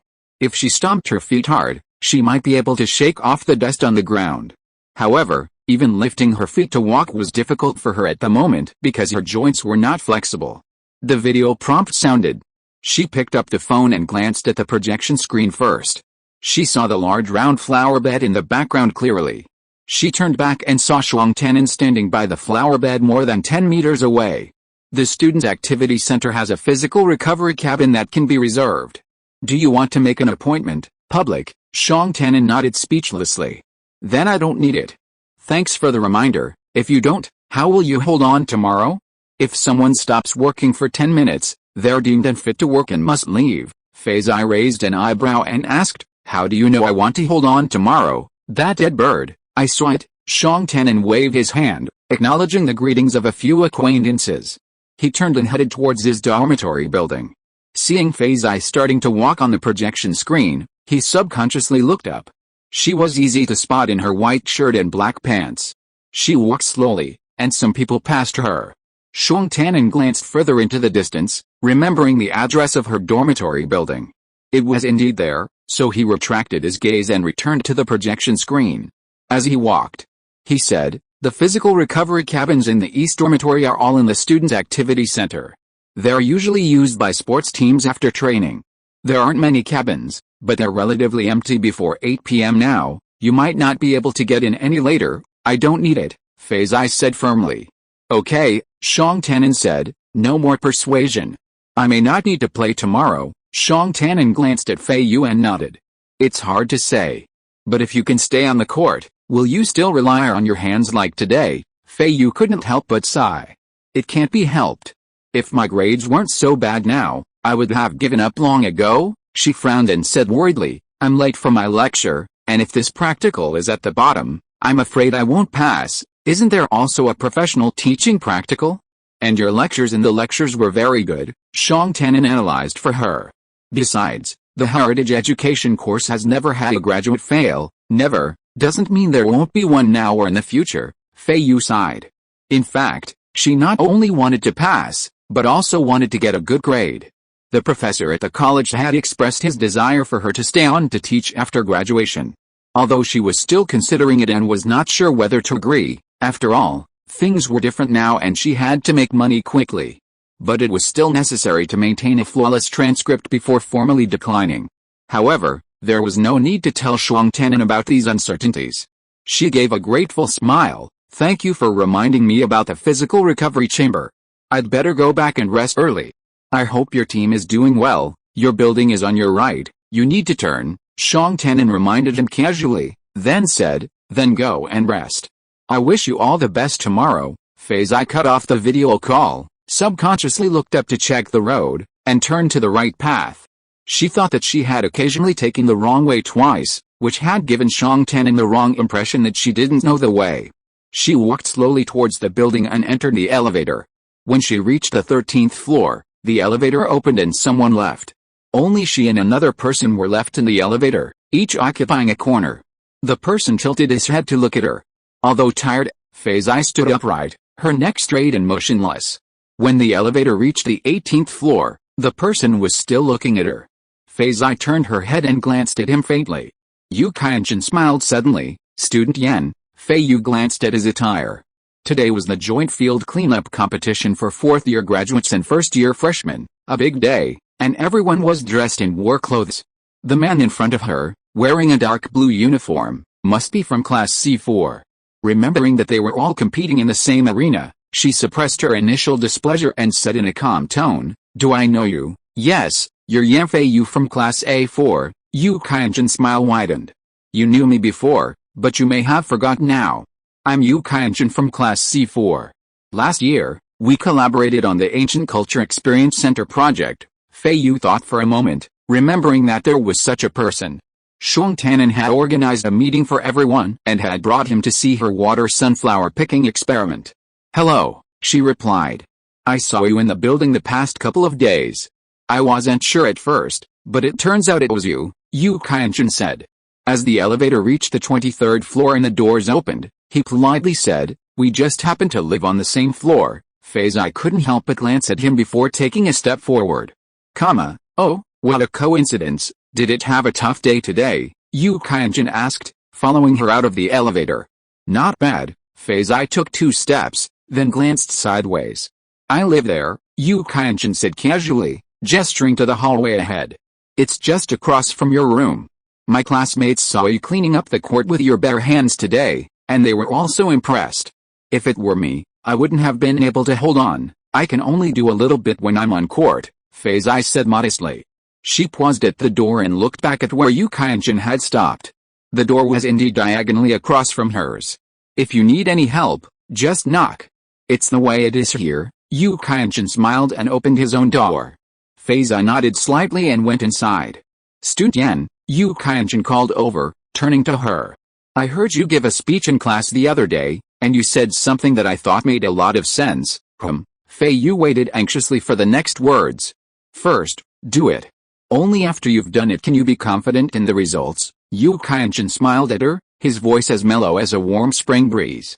Feiyu glanced at him, smiled back, and closed the door.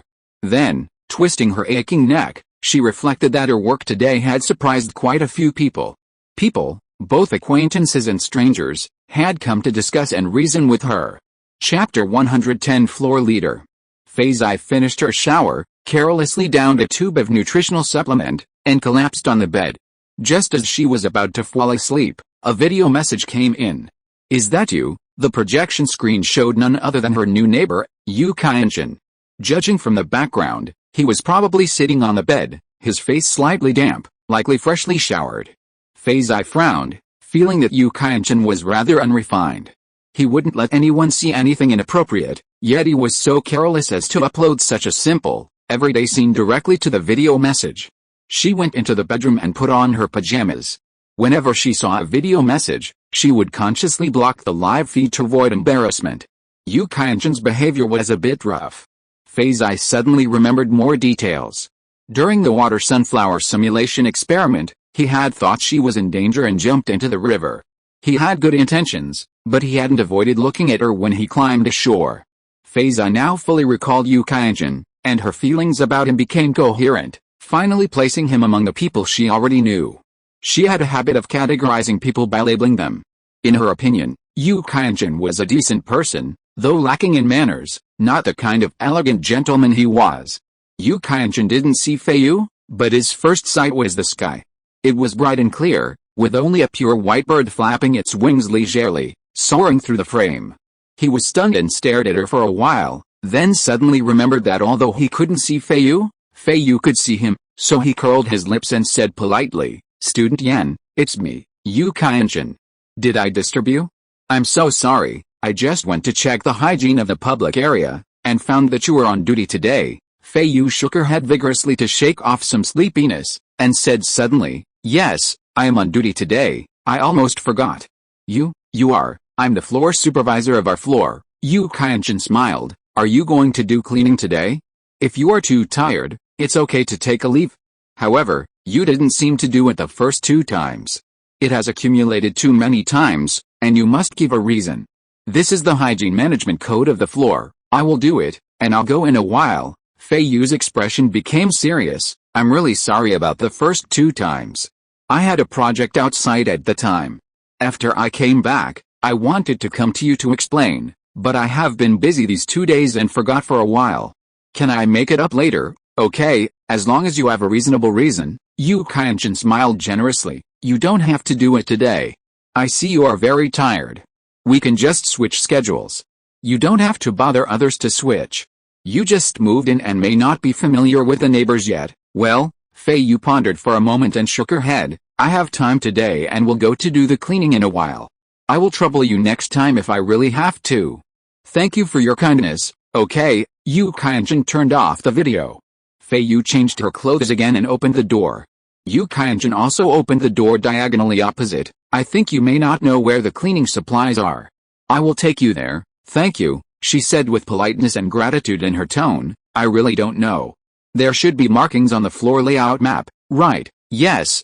I'm going downstairs and will point it out to you, Yu Qianzhen said with a smile. This is also the voluntary work content of the floor manager. Feiyu followed him and listened to his introduction. This is the locker where we store cleaning supplies. You can open it with your room number. You can come and take them when you clean the public areas or tidy up your own room. These things are applied for from the dormitory management office. If anyone finds that certain items are on short supply when using them, they must consciously apply to the dormitory management office for replenishment to ensure that the next person will not be left behind. Okay, Feiyu nodded.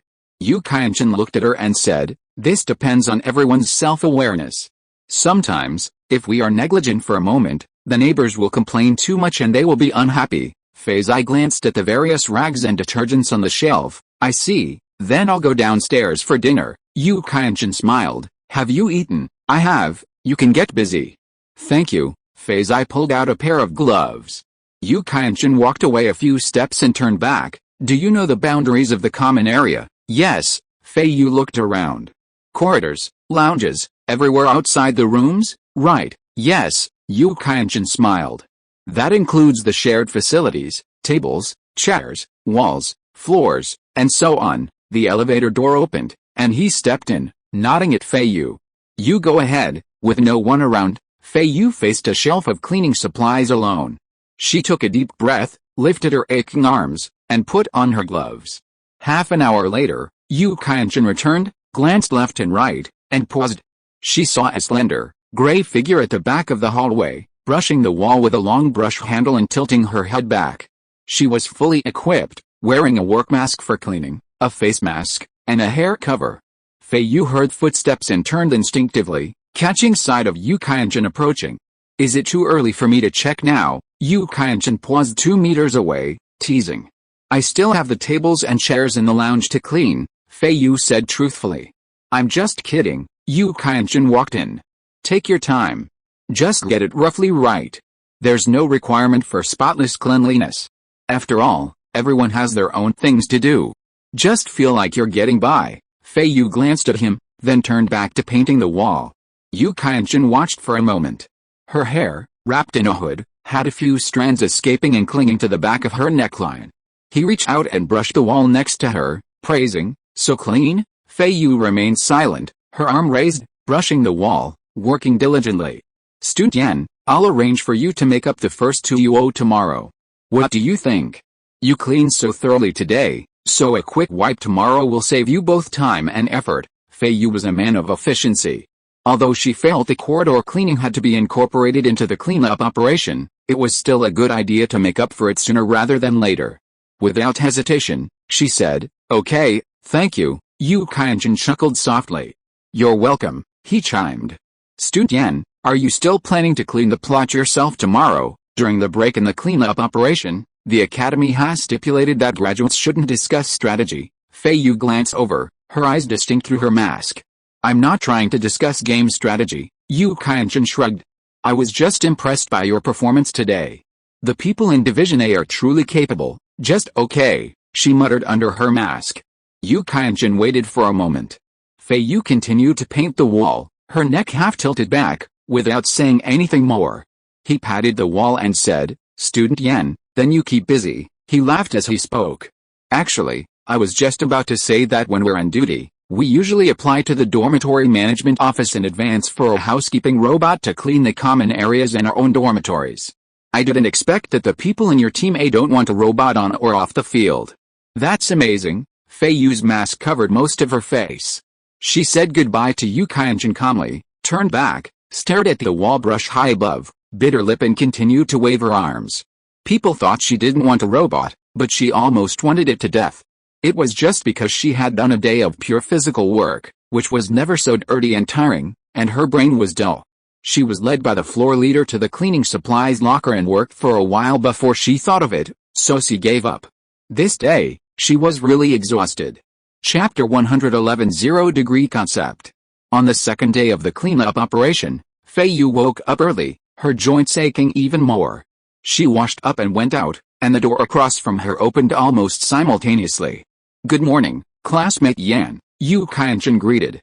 "Good morning, classmate Yu. There will probably be more fourth-year students leaving today." Yu Qianjun walked side by side with her down the hallway, got into the elevator, and smiled without saying anything more. They walked together from the dormitory building to the school bus stop. Feiyu had never walked to school or shared the same bus with her classmates since she was a child, and she felt very uncomfortable walking along this route. However, the East Dormitory district was crowded, and interaction between neighbors was inevitable. From the moment she decided to move there, Feiyu knew she had to be friendly and ensure a smooth transition through her final year at the graduate school. So, although she didn't initiate a conversation with Yu Qianjun, she slowed down her pace to accommodate him, not showing any obvious coldness. While waiting in line for the bus, a thought suddenly struck her, and she glanced at Yu Qianjun. Could the four people in the line behind her yesterday be him? Yu Qianjun exchanged a glance with her and smiled, saying, "My classmate is over there, go check him out." He bowed politely and moved to another waiting line. Feiyu's memory was very useful when it needed, and now she was almost certain that Yu Qianjun had been in the queue behind her yesterday. She glanced at his back and saw that he was quickly chatting with a group of people. She turned her head back silently and forgot about this little thing in a moment. That morning, as the hovercraft approached the Shirakawa coast, someone on the car screamed out, and the whole car was in an uproar, just as excited as when it first arrived yesterday. Feiyu glanced out the window, paused for a moment, and then retracted her gaze, feeling very calm. No way, no way, people kept wailing. The plots in the early morning looked very different from what they looked like when they finished work last night. Many freshmen stared with wide eyes, stammering incoherently, and could hardly recognize their own plots. The trenches and foundations dug above were gone, replaced by a mountain of rubble and dirt, worse than a sorted garbage dump and many times worse than the first day. It felt like everything had been turned upside down overnight, leaving one questioning their very existence. Surrounded by the jagged rocks, a patch of land stood peacefully. It was plot A106. Now, it looked like a paradise amidst a chaotic world, suddenly open and bright. The clinging weeds trembled slightly in the morning breeze, and the small stones lay peacefully, evoking the beauty of a quiet valley covered in lush grass. Feiyu was inspecting plot A106. Others watched as she walked leisurely, as if taking a stroll after breakfast, dignified, calm, and leisurely. A loudspeaker blared the latest rankings. The last one, plot A034, has a completion rate of -351%. The second to last, plot A256, has a completion rate of -327%. The 50th from the last, plot A198, has a completion rate of -211%. Feiyu finished her circle and pulled out a large black silk scarf from the collar of her work clothes. She waited for a while, and when she didn't hear any warning of violation, she wrapped the scarf around her head. The loudspeaker continued to broadcast, according to the rules of the clearing operation. On the second day, the controllers of the plots ranked within the bottom 50 will leave the stage. The successor controllers please prepare to enter the stage. Feiyu pulled out 2 small cloth towels from her pocket. After 3 seconds, there was still no warning, so she carefully wrapped the cloth towels around her hands. Yesterday, while supervising the robots digging trenches, the junior student from the neighboring plot had occasionally cast sympathetic glances at Feiyu, who was hunched over her toil now. Having just arrived and about to leave after the announcement, he was stunned. Instead of beating his chest and stamping his feet like the others, he walked around the large piles of square stones that filled the field and approached the intersection of the plots, shouting to Feiyu, "Senior sister, why is your plot unscathed? Your supervisor will tell you." Feiyu raised her head. The zero-degree concept of Donglan robot design. A large projection screen appeared above Area A. Your supervisor will tell you the zero-degree concept of Donglan robot design. Feiyu's words, as if echoing a wall, were instantly repeated. Startled, Feiyu looked up and saw her own image from a moment ago suspended in midair. She was dressed in black work clothes, a black scarf wrapped around her head and face, and another black scarf wrapped around her palms. She lowered her eyes and continued wrapping her hands. Plot A106, thanks to the zero-degree concept, has leapt from last to first place on the first day of the clearing operation. The current completion rate is 0.49%.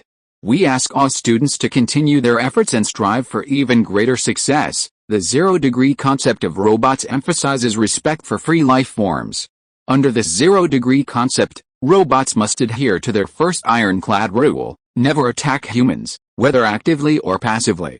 This first rule applies to all aspects of robot design and manufacturing, and while many are familiar with it, the zero-degree concept is easily confused with it and overlooked.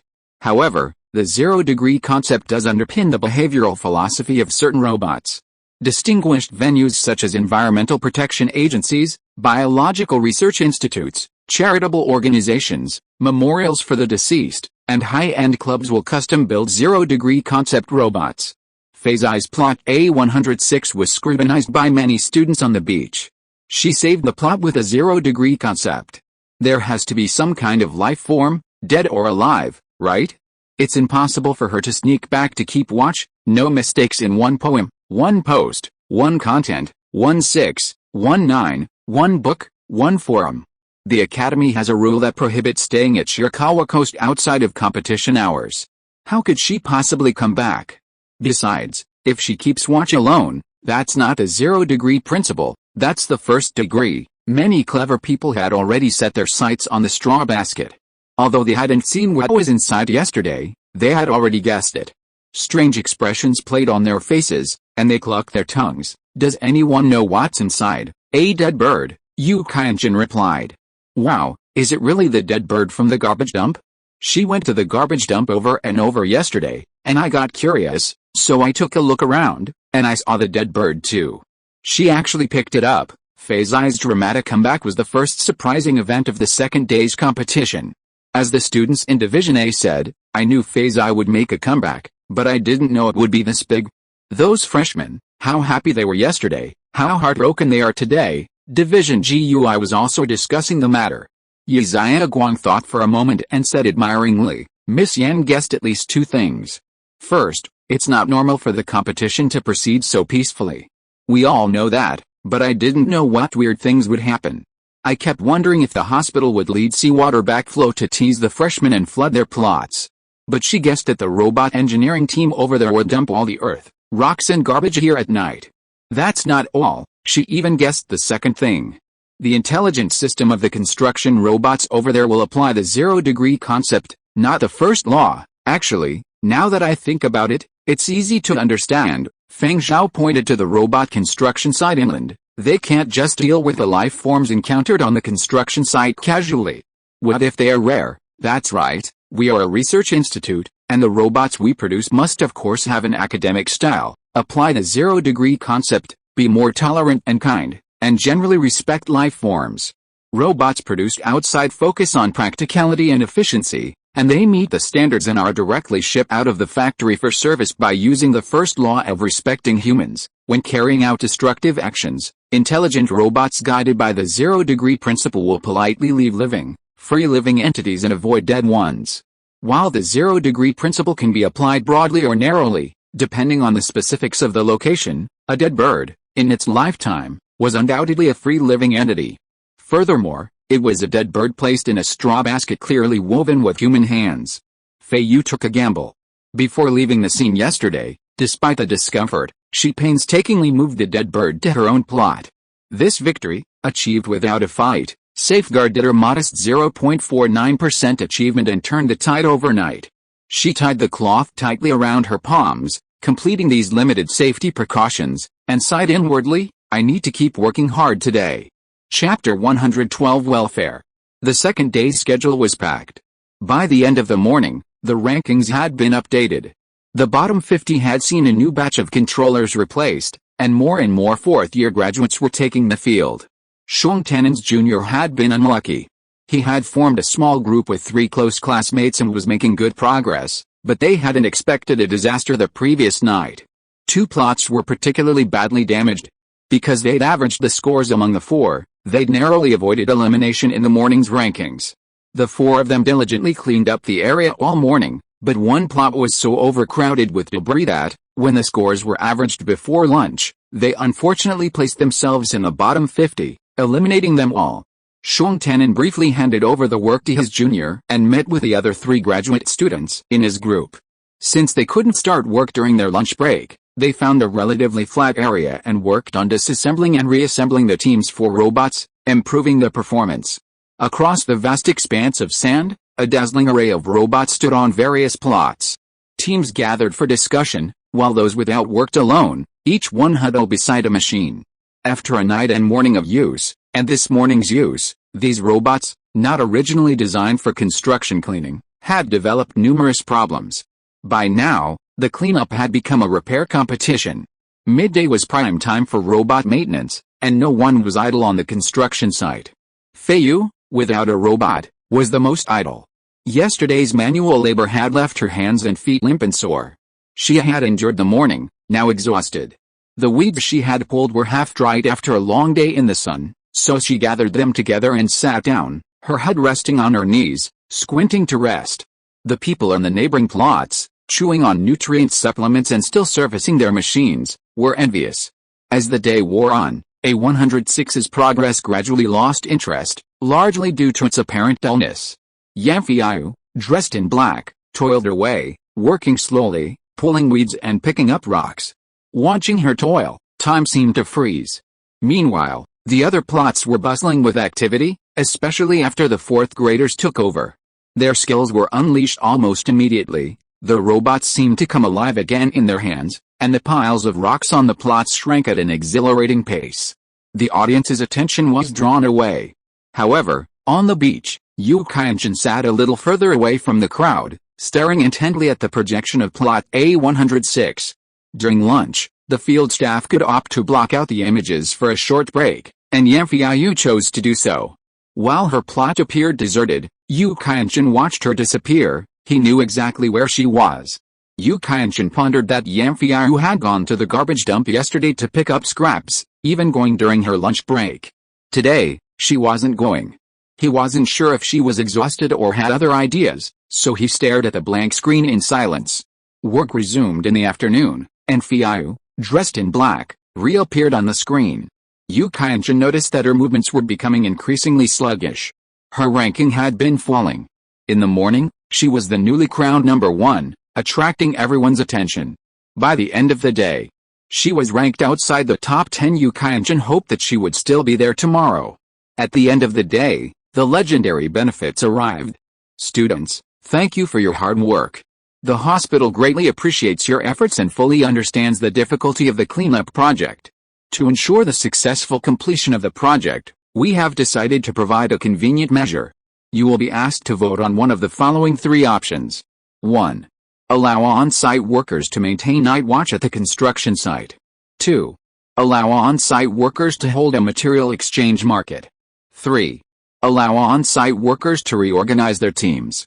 Please note that the voters are off-site personnel. Feiyu listened and bent down to continue picking up the grass leaves on her shoes.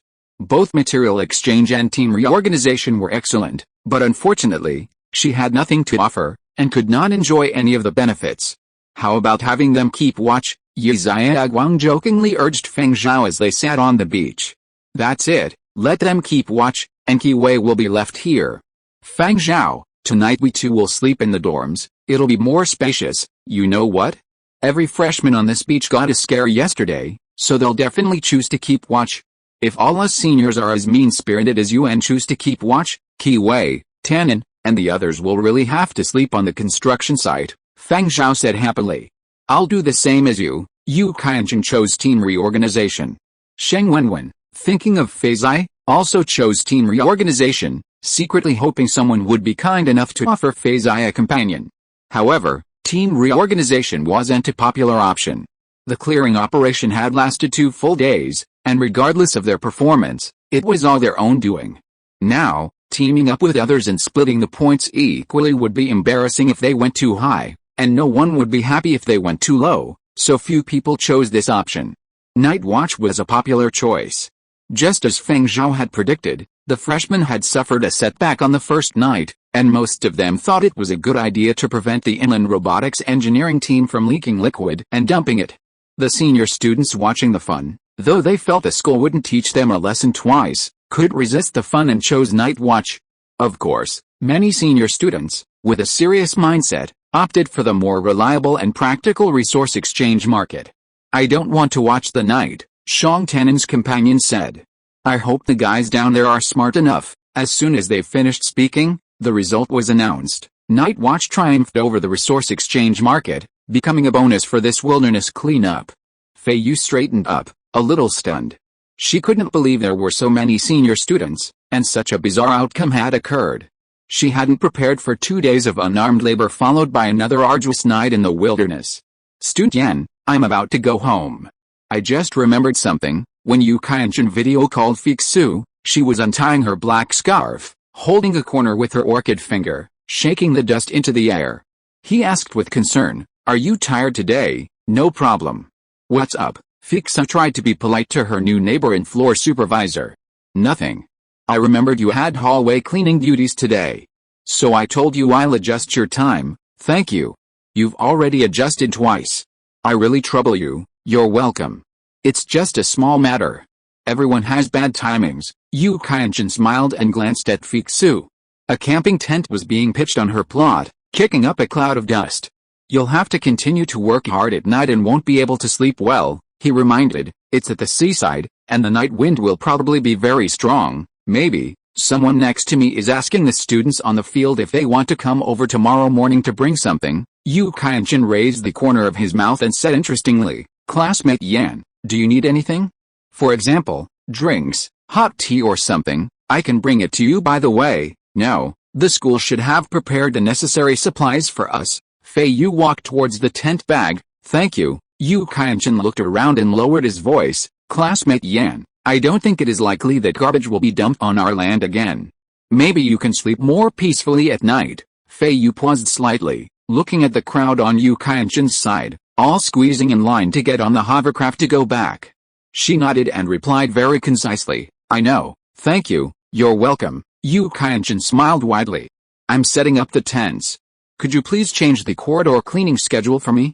Any other day will do, thank you, you're welcome. Yu Qianjun asked as the team boarded the hovercraft. Can you set up the tents? I can, Feiyu said confidently. See you tomorrow. See you tomorrow. As Yu Qianjun's smiling face faded with a projection screen, Feiyu couldn't help but feel relieved. This kind neighbor seemed a bit unsophisticated, always seeming to have so many topics to talk about, one after another. Shang Tenen and his 3 allies gathered after finishing their work. All the robots on the construction site were temporarily shut down. From now until work resumed tomorrow morning, they would not move at all. They consumed the nutritional supplements distributed by the hospital and inspected the overnight supplies. There's nothing here but sleeping bags. How can you be so cruel?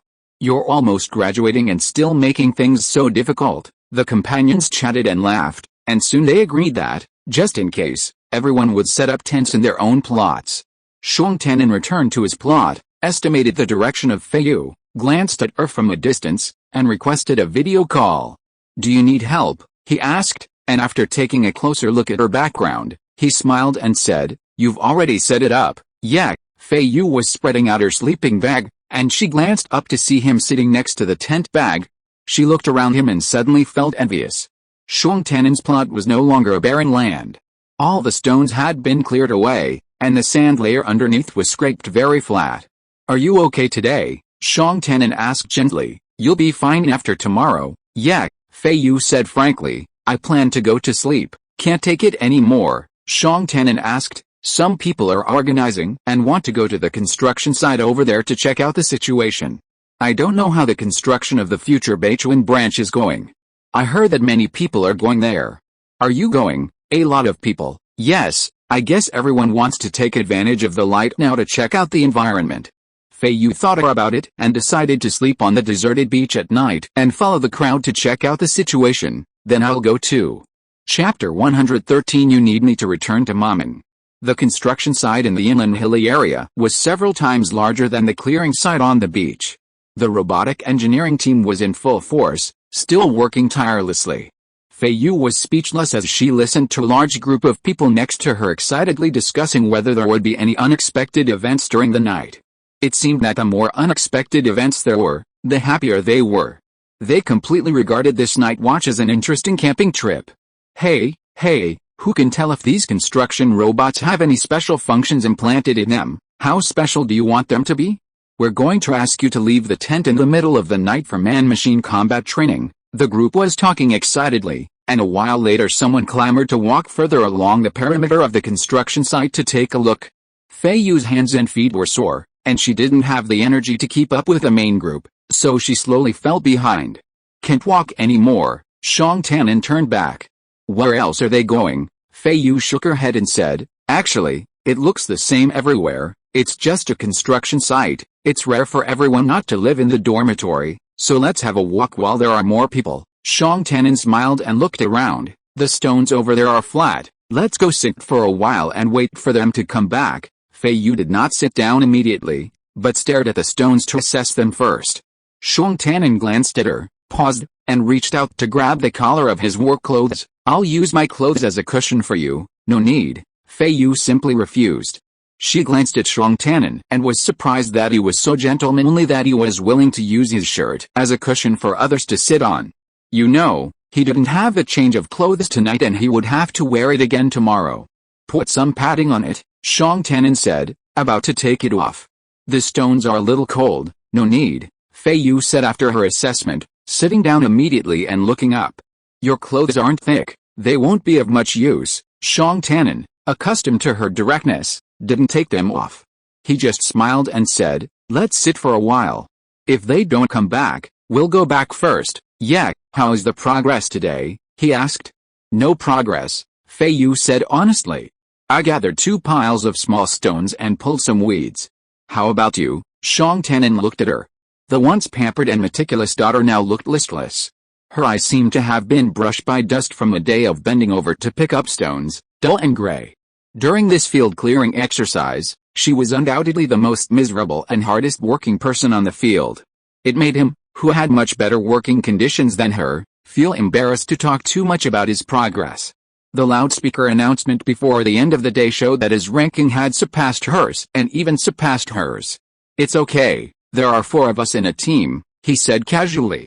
No wonder your junior brothers and sisters gave up on team reorganization and material exchange. I don't know what they will choose. Shang Tanin shook his head and laughed. Thinking of the night watch, he couldn't help but ask, how are the tents set up over there?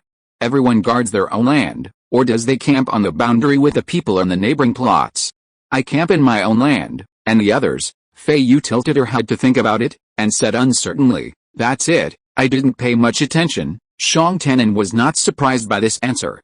He glanced at Feiyu and continued to ask, then have you said hello to the people on the neighboring plots? Did you get to know them? Feiyu raised her eyelids to look at him, and Shang Tanin knew the answer.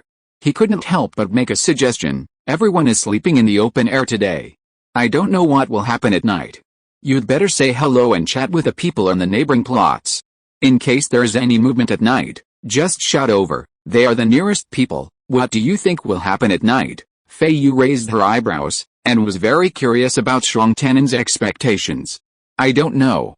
Some people think the robots won't come back to take out the trash, but maybe the compound is taking advantage of that and deliberately repeating it a second time. Shang Tanin laughed and warned, if that happens, the robots will ask everyone to leave.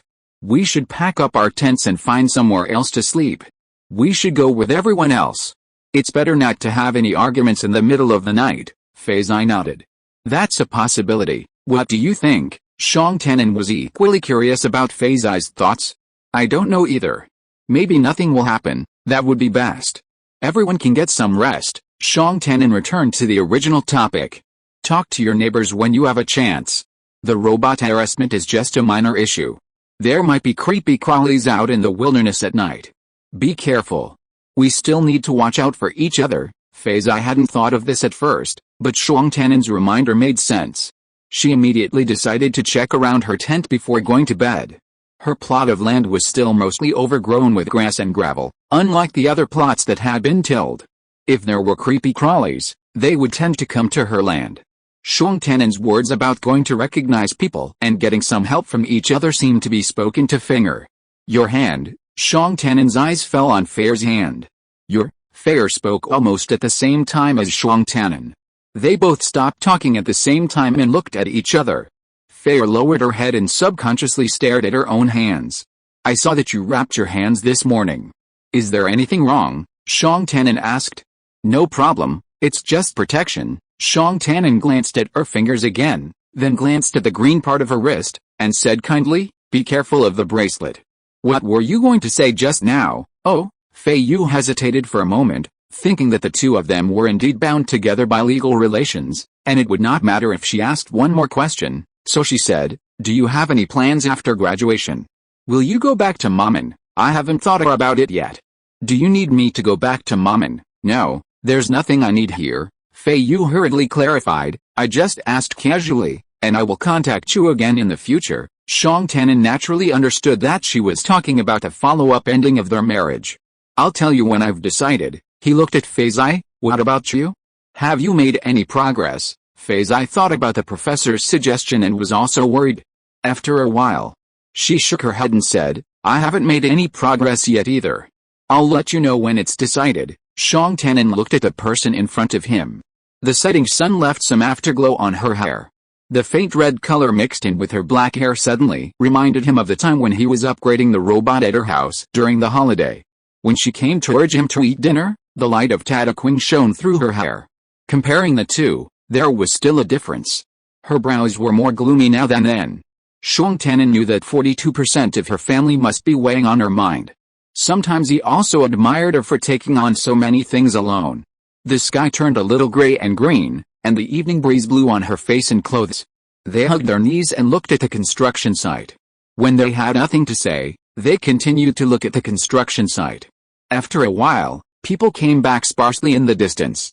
Let's go, we're going back. Shang Tanin stood up and stretched out his hand to pull her. Seeing that she had supported herself on the stone and stood up nimbly, he smiled and withdrew his hand. Chapter 114, Vital Gate. Shang Tanin escorted Feiyu to plot A106, where a lone tent stood in the open space in the middle. He glanced around and noticed 2 lines of pebbles running the length of Feiyu's plot. He looked again and saw that the gravel lines connected to the plots of land on either side of the neighboring plots. They had already dug trenches, the width of which was exactly the width of the gravel lines on Feiyu's plot. This is the drainage ditch in the planned plan. It seemed that Feiyu's neighbors were making good progress. Shang Tanin had also seen Feiyu's neighbors while watching from the sidelines that morning. While her plot was relatively flat, the surrounding plots were filled with rocks and debris. After he returned to the field that afternoon, he could no longer observe the scene through the projection screen. He saw that Feiyu's neighbors had already cleaned up the area in an orderly manner, and had also built their own ditch section neatly by piling stones along the bottom and sides of the ditch according to the local conditions. Unfortunately, the drainage ditch ended at Feiyu's territory, leaving only 2 lines of small stones on the surface, as if marking it for future excavation. Do you want it? Shang Tanin extended his hand to Feiyu and opened his palm. Feiyu was standing by the tent, scanning the ground for any creeping insects in the last bit of daylight. Hearing this, he looked closely and saw that Shang Tanin's palm held something, an unknown object, tightly wrapped with long sheets of wild grass. One of the tines on my robot's blade broke off and is going to be thrown into the garbage dump. Do you want it? Shang Tanin loosened the sheath and showed it to Feiyu. The tines were shiny black, with a sharp point at one end, and could be used as a small dagger. Feiyu glanced around, then raised her eyebrows to look at Shang Tanin. After a while, she heard herself say firmly, yes, I'll pick up anything. That's not what I meant. Shang Tanin laughed. I think you can make tools, maybe you can use them. It's better than using your own hands. Thank you. Feiyu stretched out her fingers, pushed aside the sheath leaves, and pinched the blade teeth. The leaves brushed against Shuang Tianen's palm and were about to fall. He clasped his hands together to catch them, staring at Feiyu's movements, and couldn't help but warn, "Handle it carefully, it's a bit sharp." It was for this reason that he didn't take it out when they went to visit the inland construction site together just now. Feiyu hummed as she took out a black towel and neatly wrapped it around the thick end of the blade teeth to make a handle. She'd been diligently working on the field for the past 2 days, with nothing but her own 2 hands, but she'd been hoping for some useful parts from other robots. Now that she finally had one. She spun the blade, glancing at the cold light on its tip, then glancing across at Shuang Tianen across from her. She thought this tool would be quite useful. There was no need to be too afraid of creeping insects at night. Just drop it. The ground's all filthy, so a few leaves won't hurt, she said generously, her chin raised. Shuang Tianen smiled, clutching a bunch of blades, but didn't drop them. Turning to look at the 2 lines of gravel ahead, he instructed, "These blades won't work for digging trenches. It's not worth the effort." "Yeah," Feiyu nodded in agreement. It was midnight. She was wrapped in her sleeping bag, lying on her back, her sleeping posture impeccable, her breathing shallow and even. The communicator was beeping relentlessly. She suddenly opened her eyes, and as soon as the call was connected, she heard Shuang Tianen's hurried shout, "The robots are here." "Oh," he paused for a moment at the image of the great white gulls on the projection screen, and immediately said, "Are you up?" "They are said to have brought no garbage, but it seems that they have taken some action. The details are not yet known." "Classmate Yan? Yan Feiyu? Are you there?" Feiyu watched Shuang Tianen on the screen quickly packing up the tent. The surroundings were dark and quiet, and only above his head was a dark blue velvet night sky, densely dotted with twinkling stars. He spoke quickly, and the breath exhaled from his lips and teeth condensed into a ball of heat in the dry and cold wilderness.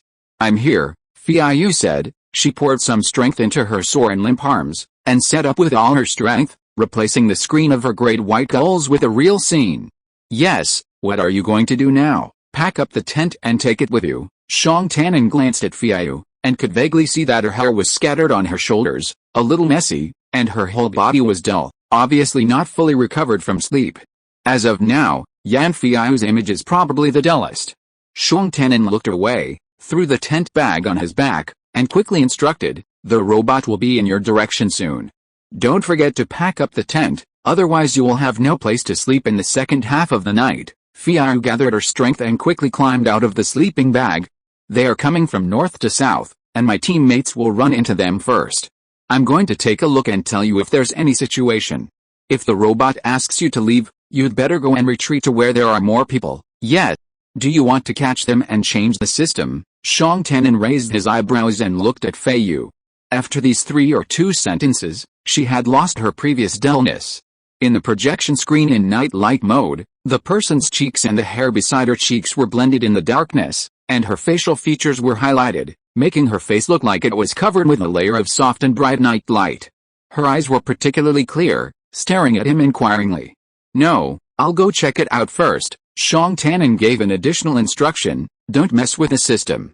Disorder will only make things worse." "I remember when we were freshmen, in the inheritance practice project, almost all the seniors in the GUI department taught us that if the robots don't obey, we should change the system." Shuang Tianen hurried to his companion's fields, still explaining in detail, "Yes, we can change it if we can, but in many cases it's not that smooth. Without management authority, the robots won't cooperate. Also, please note that when a conflict occurs between man and machine, the first rule of not attacking does not mean not imprisoning." As he spoke, more and more tiny lights appeared in front of Shuang Tianen's eyes. They were the emergency lights of his classmates, indicating that many plots of land had encountered robots. Some calls were also heard in the shadows. "What's wrong with you?" Feiyu also saw Shuang Tianen's background environment. Shuang Tianen was about to answer when his eyes suddenly flickered. He looked diagonally in front of him and saw 2 tall and strong men walking towards him from the darkness. Their footsteps were in perfect unison and of moderate weight, always making a crisp, clattering sound. They were unlike the uniformly issued student work boots that would make a muffled clattering sound when walking on such sandy ground. This was a bootless robot. The skin-like material on the soles of its feet, combined with a fine-tuning walking system, could adapt to various types of surfaces and always maintain the optimal grip and friction. A thought flashed through Shuang Tianen's mind, and he quickly pressed the emergency light on the tent bag, and the two men were immediately illuminated. Sir, this is the temporary stockpile yard at the Beichuan construction site of the Donglan Research Institute. The construction team is about to start work. For your safety, please leave immediately, Shuang Tianen heard Feiyu say, but there was no further follow-up. He ignored Feiyu and pointed behind the two robots, saying, "Okay, I'll be leaving right away. However, I have some personal belongings I need to get." The two robots were quite kind. While they hadn't spotted any human items on the ground when they arrived, humans used everything. Their definition of human belongings began with, but wasn't limited to, this statement. So they politely stepped aside and said, "Sir, please hurry." Feiyu watched Shuang Tianen's actions intently, ready to learn a thing or two. The two robots were large-framed, like mighty strong men, and covered in work gear. Feiyu couldn't immediately determine where their vital points were located.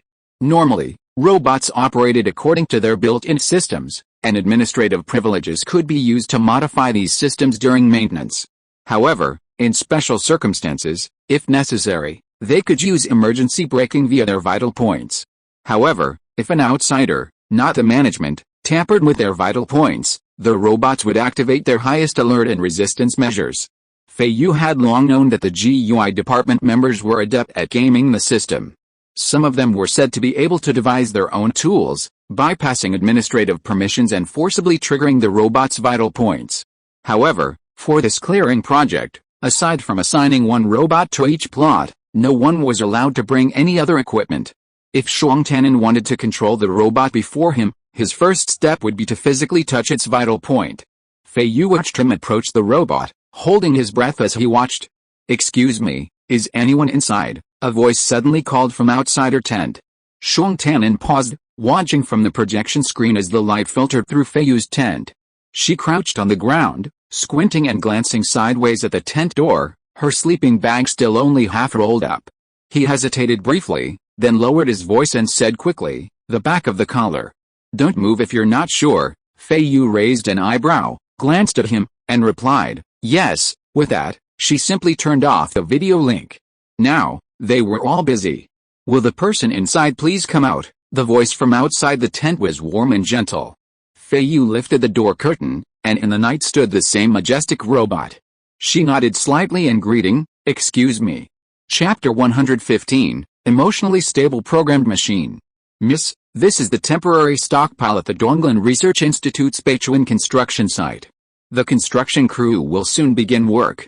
For your safety, please leave immediately." The words sounded familiar. The robot Shuang Tianen had encountered had said the same thing.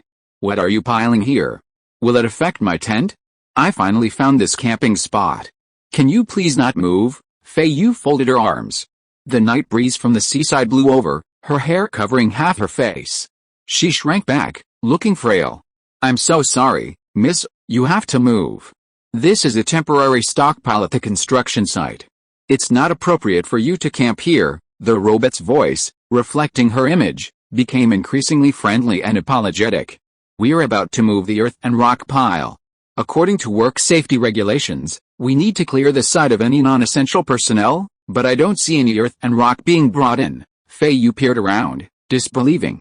"We need to transport the earth and rocks from the stockpile to the construction site." The robot swung its arm and pointed around Feiyu. Small patches of light shone on the neighboring plots. Feiyu strained her gaze, but couldn't make out the details. She only heard the robot say kindly, "There will be noise and dust during the transportation process. Miss, please take your belongings and leave." "Okay, I'll pack up my tent." "Please wait a moment," Feiyu agreed. The two robots were designed to be tall, handsome, and generous. Although they were to supervise Feiyu's departure, they didn't put on a stern face or urge her on. Instead, they stood by her tent, watching her tidy up and giving her some light. "There's not much soil and rocks here." Feiyu folded up the tent deftly, turned her eyes slightly, and asked, "When I set up camp, I saw some stone walls and stone ditches nearby. Are they the soil and rocks you want?" "Yes." Feiyu paused, sighing secretly, thinking that the fruits of the neighbor's hard work for the whole day would probably be ruined again. She put on the tent bag and calmly compared her size with the robot again, completely giving up the idea of modifying the system. Can I make a suggestion? She walked to the front and pointed to 2 lines of fine gravel. There are only some small gravels here. If that's not enough, you can actually dig a ditch along the marks and use this oil you turned over. Why dig along the marks? The robot asked puzzledly. Because I wanted to dig along the markings, but I couldn't. Feiyu smiled, raising an eyebrow, tapping at both plots of land. There seemed to be ditches on both sides. It would be great if this section could be connected. Sorry, I have a mild case of OCD, and imperfections frustrate me. If you need to dig here, why not dig along the markings? She tilted her head and looked at the robot hopefully. Oh, that's not impossible. The robot smiled slightly, a hint of amusement in its own right. Thank you. Feiyu breathed a sigh of relief, patted her chest, and smiled sweetly. I feel much better now. I should be able to get some sleep now. Otherwise, I'll be awake all the time. Thank you, you're welcome. The robot, feeling extremely happy to have been able to bring joy to its human besides its regular work, smiled broadly. Miss, I'm sorry to have you find another place to camp. I hope you have a good night's sleep. Feiyu picked up the tent bag, smiled back, raised her hand, and waved. Then turned and walked away lightly. In the darkness, numerous emergency lights flickered, and judging by the direction, they were all heading towards the beach. Before long, the students evacuating the construction site naturally gathered together, forming a large group. Feiyu was among the group. She carefully discerned Shuang Tannen, but 2 tall, muscular men had suddenly appeared at the end. The others noticed as well, muttering, "They're still forcing us to leave. How frustrating, why argue with robots? Their work rules are set like this." Someone nearby laughed. "What should I do with my plot of land? What can I do? They won't even let me watch. Hey, I'll try again." There was a slight commotion in the group, and someone seemed to jump to the side, sprinting towards a large, dark rock that marked the path. "Sir, you're going the wrong way," the robot's powerful voice echoed almost simultaneously. Feiyu looked back and saw one of the robots take a swift step. Instead of following the runner, it rushed forward, leaping onto the rock and then hopping down, blocking the man's path completely. "Oh, am I going the wrong way?" "Yes," the robot replied clearly. He turned awkwardly and rejoined his group. A chuckle echoed through the group. Forget it, forget it. They're rigid and fierce. We can't escape these programmed machines. Let's go, please use polite language," the robot muttered, a hint of displeasure emanating from it. Throughout the history of robot development, humans have always been the subjects of high-level imitation, so the term programmed machine was initially defined as a crude term by the developers of the emotion module. For generations, this classic joke has persisted, and the robots will react to it in various ways: arrogant, sulky, nagging, arguing with people, feeling melancholy, or even complaining. This robot's emotions are designed to be relatively neutral and stable. Feiyu finished her assessment, turned back, and continued walking. In the distance, faint lights kept converging into lines or twos, clearly the students who had been forced to leave, all retreating towards the beach. It won't be a mistake to post a single song, just go to the 6-9 book forum and take a look. The beach soon became bustling with people setting up tents one after another. People who knew each other called their friends, and people who didn't know each other also exchanged information about the situation of their own plots. It was even more noisy and exciting than during the day. Feiyu quietly found a place in the corner to set up the tent and crawled in to catch up on her sleep. When Shuang Tannen dialed her video call, the first thing he saw was the big white gull flying slowly with its wings flapping, and he quickly cut off the signal. Not long after, Feiyu took the initiative to video call him. "Are you okay?" she sat upright on the sleeping bag, her voice clear, almost the same as when she was reporting the situation at a meeting. Shuang Tannen nodded and apologized with a smile. "So fast? Did I wake you up?" "No, I couldn't sleep at all," Feiyu frowned. At this time, people continued to pour onto the beach, as if a party was about to begin. Feiyu, had her own world to herself in her tent. Shuang Tannen asked, "Where's your tent?" "Northwest, in front of a tree." Shuang Tannen looked up.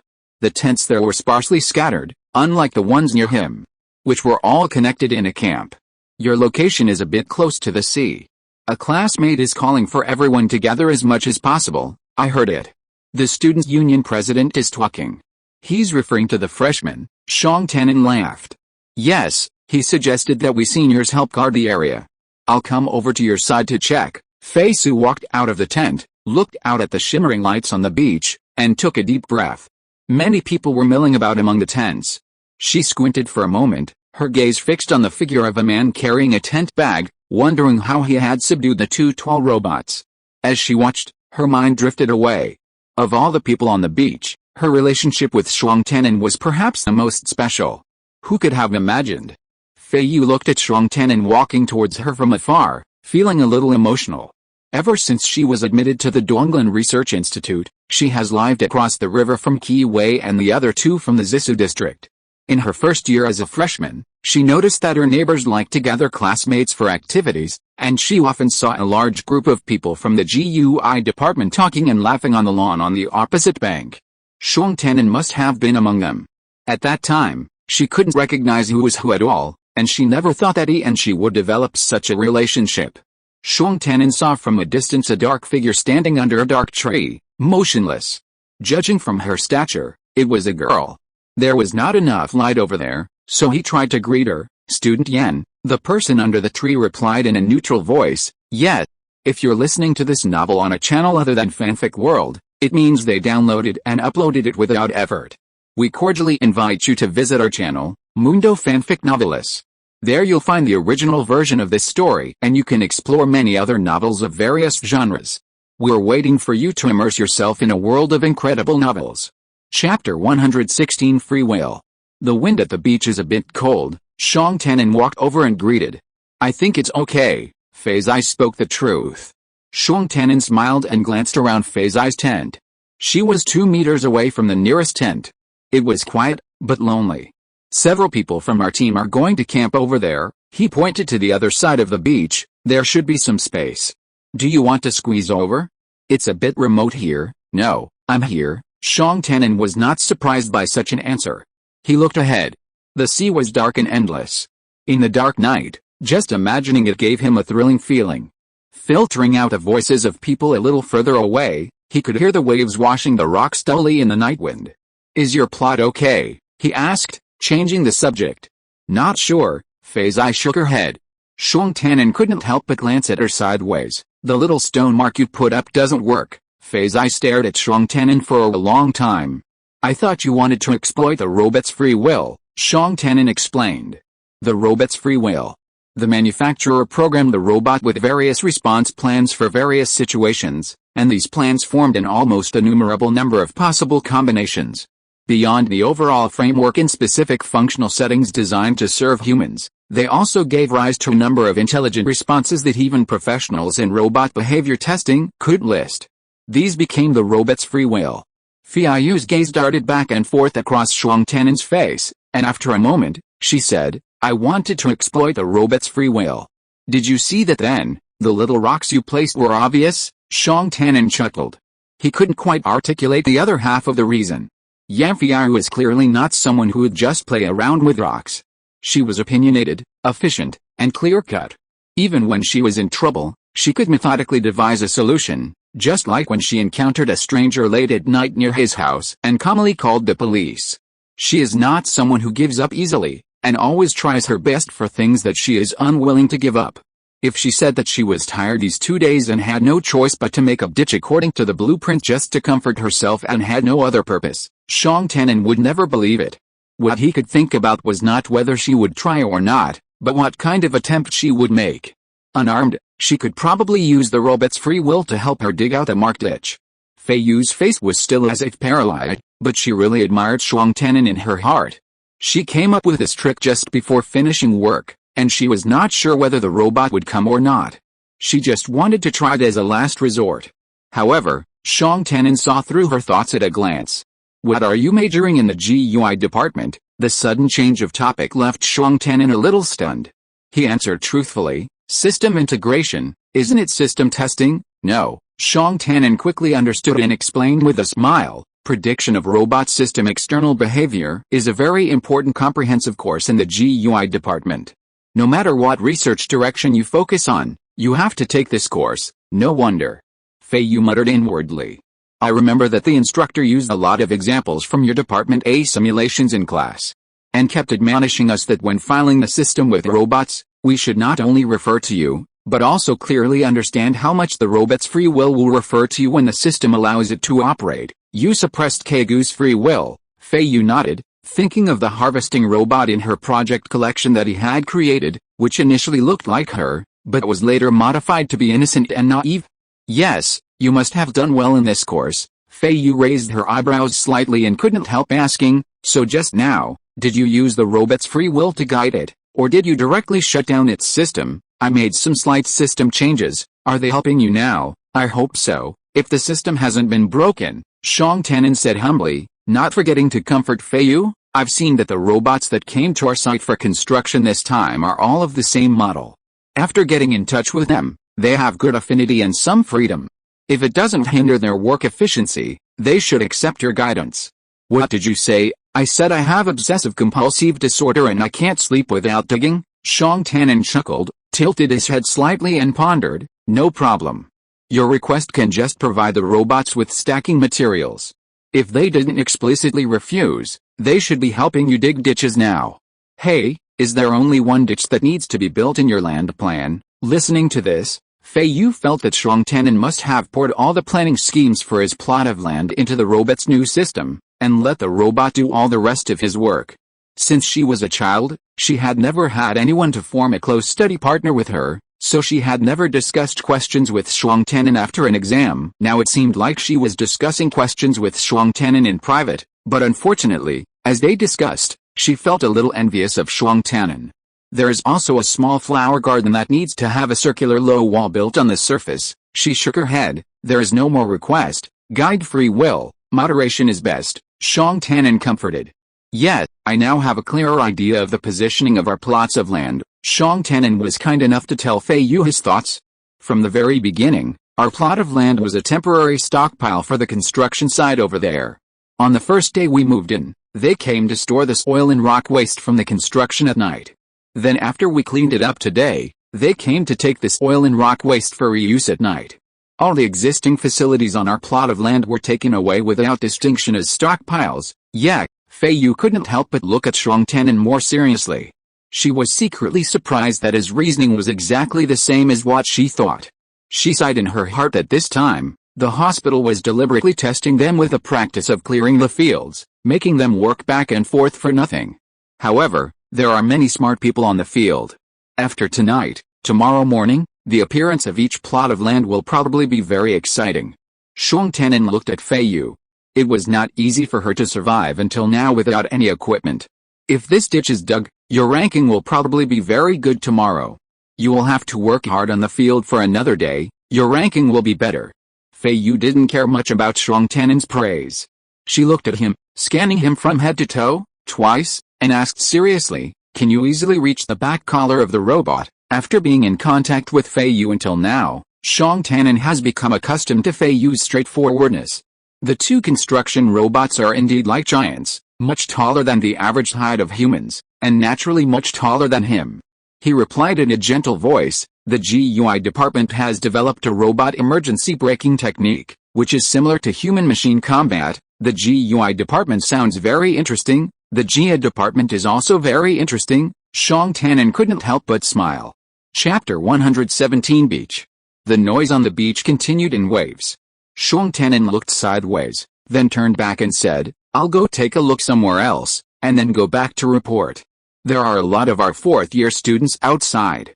If you have anything, just communicate with the people around you, or contact the student union directly. Are you from the student union? Yes, I'm the communication officer of the student union in Department GUI, and I'm responsible for running errands. Shang Tanin chuckled. I can step down when I find a junior student who is willing to take over, he added casually. Ji Mingda from your Department A hasn't played yet, and his teaching fellow student has been doing a good job. Feiyu looked at Shang Tanin, wondering why he suddenly mentioned Ji Mingda. Ji Mingda is the communication officer of your Department A student union, don't you know? Shang Tanin was a little surprised.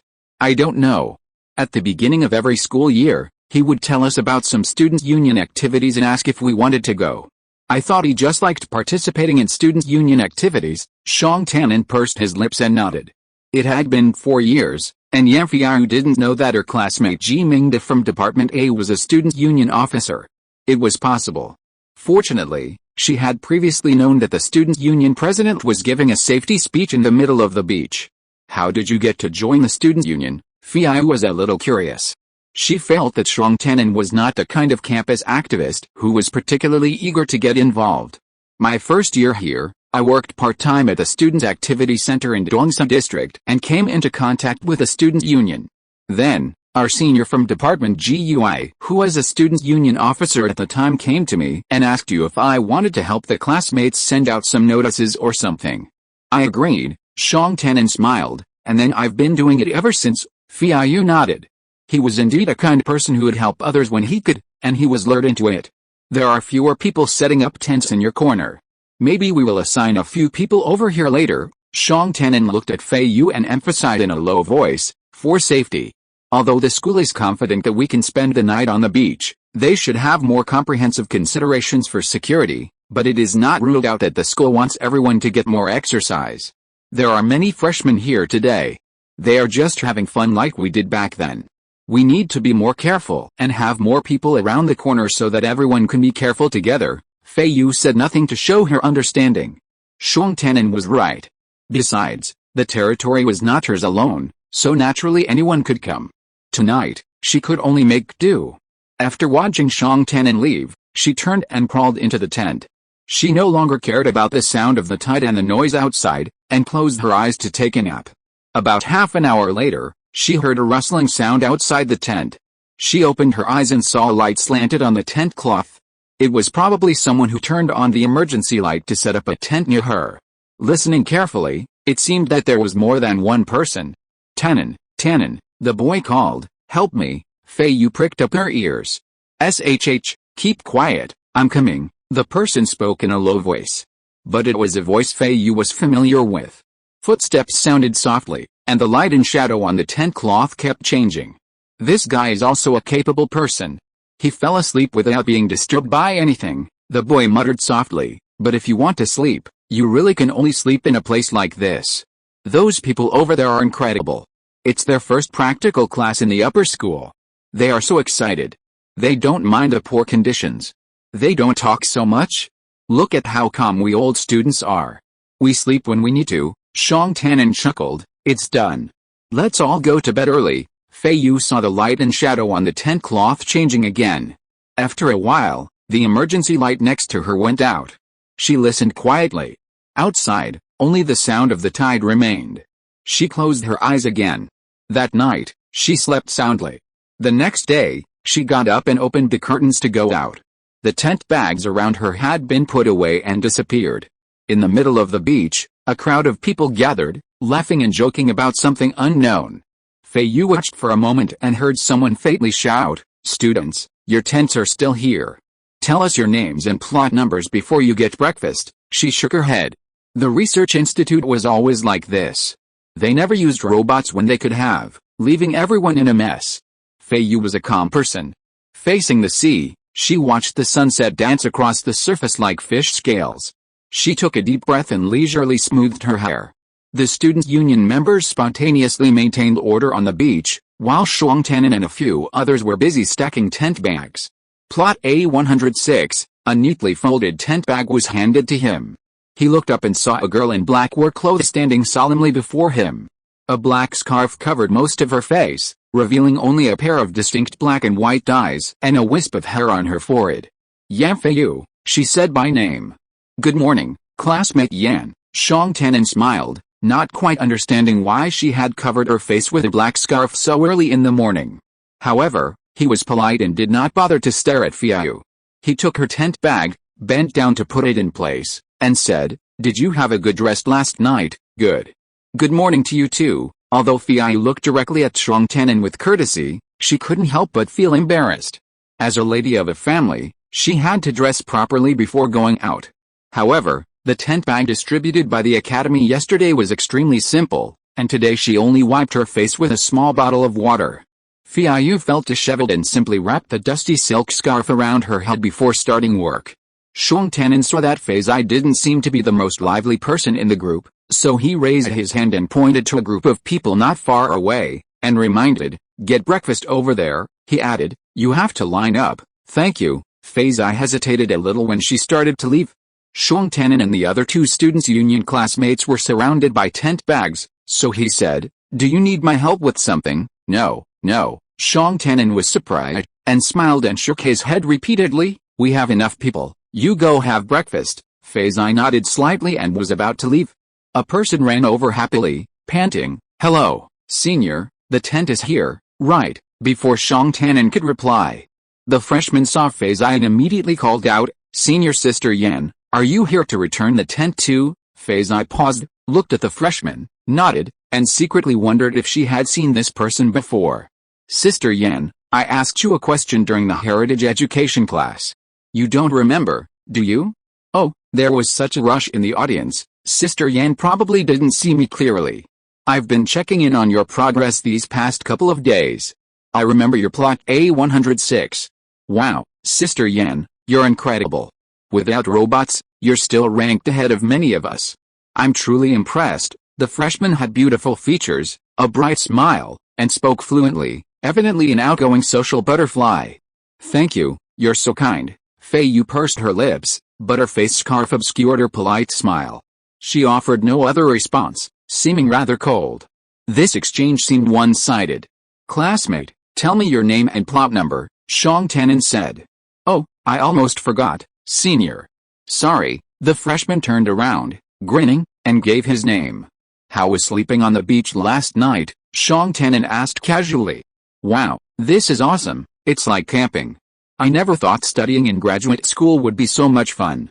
"Senior, will we have more activities like this in the future?" The freshman excitedly started chatting with Xiong Tannen again. After Xiong Tannen put away the tent bag of the enthusiastic freshman, he looked up and saw Feiyu in black clothes and a black scarf walking slowly towards the end of the nutrient supplement queue.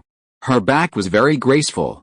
Among the colorful work clothes, the black part of her nails was rare and looked very conspicuous. She didn't look around or talk to anyone, but just lined up quietly and civilized. She always seemed to lack a sense of integration in group activities. Xiong Tannen thought to himself, fortunately everyone got a share of nutrient supplements. Chapter 118 Anti-Babel Principle. On the third day of the clearing operation, before work began, a re-ranking was announced over the loudspeaker based on the latest progress of each plot. Many plots, the fruits of yesterday's hard work, had been practically wiped out, returning to their former selves. Yu Qianchen stood, ready to take over from his junior. While waiting for the on-site transporter at the edge of the beach, he heard the 10th plot, A106, and glanced up at the large projection screen. Feiyu stood in the middle of a perfectly formed trench, looking down. Starting from 10th, the scene from last night's encounter with the construction robots was replayed for everyone to learn from. The screen was dim, and Yu Qianchen watched the woman, smiling charmingly at the robots in the dim light. When she waved and glanced back, the two robots foolishly dug along the path she had left. She was truly a master of using little to achieve a great result, even controlling the robots' minds. She was the one who countered the robots' exploitation with the greatest ease and in the shortest time among the top 10, and the only solo team in the top 10 before her. There were a 2-person team, a 3-person team, and Xiong Tannen's 4-person team. If only one score was counted for tied groups, she could actually be considered 4th. Yu Qianchen thought of the video call he had made before leaving yesterday, reminding her that the robot might not come to take out the trash again. Even if he was right, for some reason, looking at her calm expression standing by the ditch, he couldn't help but purse his lips. Especially when he thought of the 2 stone lines she had laid out beforehand, his face became even hotter. Feiyu was not interested in her own reenactment. Only when she heard the rankings of others, especially Xiong Tannen, did she look up and watch carefully. Xiong Tannen's emergency braking technique for the robot was really good. Every step was outside the robot's stress defense line. When he reached behind the robot, he suddenly started, leaped up, and reached out. The robot's first verbal warning had just uttered the word "sir" when it stopped abruptly. The whole set of movements was as smooth as flowing water, and no details were superfluous. Feiyu looked at her companions again. Aside from the petite girl and Wu Si, the other 2 boys in Zheng Si and Ji Si had clearly taken a minor in emergency braking. Initially, when they hadn't pinpointed the robot's vital points, they'd been procrastinating and trying to follow the robot's lead. After Xiong Tanen's successful attack, they all attacked almost simultaneously, using the same precise, efficient moves. Feiyu wasn't much of a sports fan, but seeing their agile movements, she couldn't help but feel a pang of regret. 4 years in graduate school had flown by in a flash. She should have taken some time to take emergency braking instead of focusing so heavily on her major. The physical training class she'd chosen was good, but it was limited in its application, only enhancing her image in her mock-up presentations and making her movements appear more precise and graceful. It couldn't compare to the practicality of emergency braking, which was quite useful in a pinch. If she had known it, she wouldn't have had to put on a smile for a robot last night. Even Miss Wuxi from Xiong Tanen's team couldn't do it either. They might have had a pre-planned operation plan. Miss Wuxi kept stroking the tent, leaving things scattered and unable to clean up, and conferring with the robots, until Xiong Tanen, leading them, hurriedly rushed out of the darkness. Feiyu thought, this was probably her fault.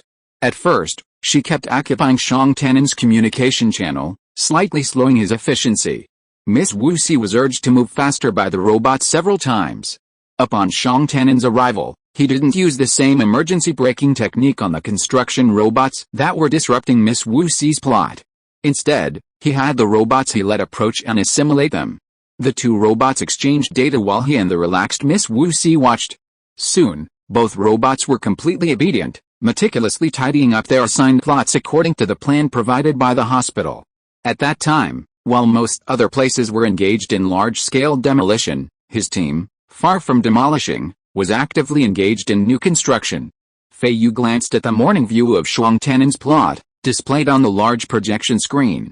Compared to her own plot, which had previously looked delightful, it now looked daunting. The remaining work was everywhere, and it was overwhelming. She felt a little envious, wondering what kind of work Xiong Tanen would have to do all day to avoid appearing idle. A layman sees the excitement, while an expert sees the details. Feiyu wasn't an expert in robotic systems. Within the Donglan Research Institute, each department focused on robotics research. Department A prioritized leadership, and when initially designing a scenario, it assessed the difficulty of mimicking human behavior in the machine system. Department GUI, on the other hand, focused on integrating robotic systems and evaluated the impact of the robot's free will within the design framework on the user. They each had their own specialized interpretations. However, Donglan College encouraged collaborative projects among departments, and Feiyu, exposed to this world over the years, had a good understanding of areas beyond her own. Now, her assessment of Xiong Tanen's professional competence reached a new level. He not only easily modified the inherent systems of the construction robots but also assimilated them, clearly an expert. Throughout the recent cycles of robot extinction and resurgence in the Alliance's history, the design ethics of robots have been constantly evolving. But one principle remains constant: deep communication between robots must be regulated. This is the anti-Babel principle embedded in the system. The Tower of Babel, a tower in ancient legend, was where people from all corners of the world gathered beneath it, speaking a common language and working together in the hope of ascending from the earth to the sky. Humans created robots, and after experiencing the initial wave of industrial development, they learned lessons and no longer allow individual robots to spontaneously transmit or exchange data. This is because a data issue in one unit could easily spread to other robots, causing widespread system failure. Of course, this is only a minor concern.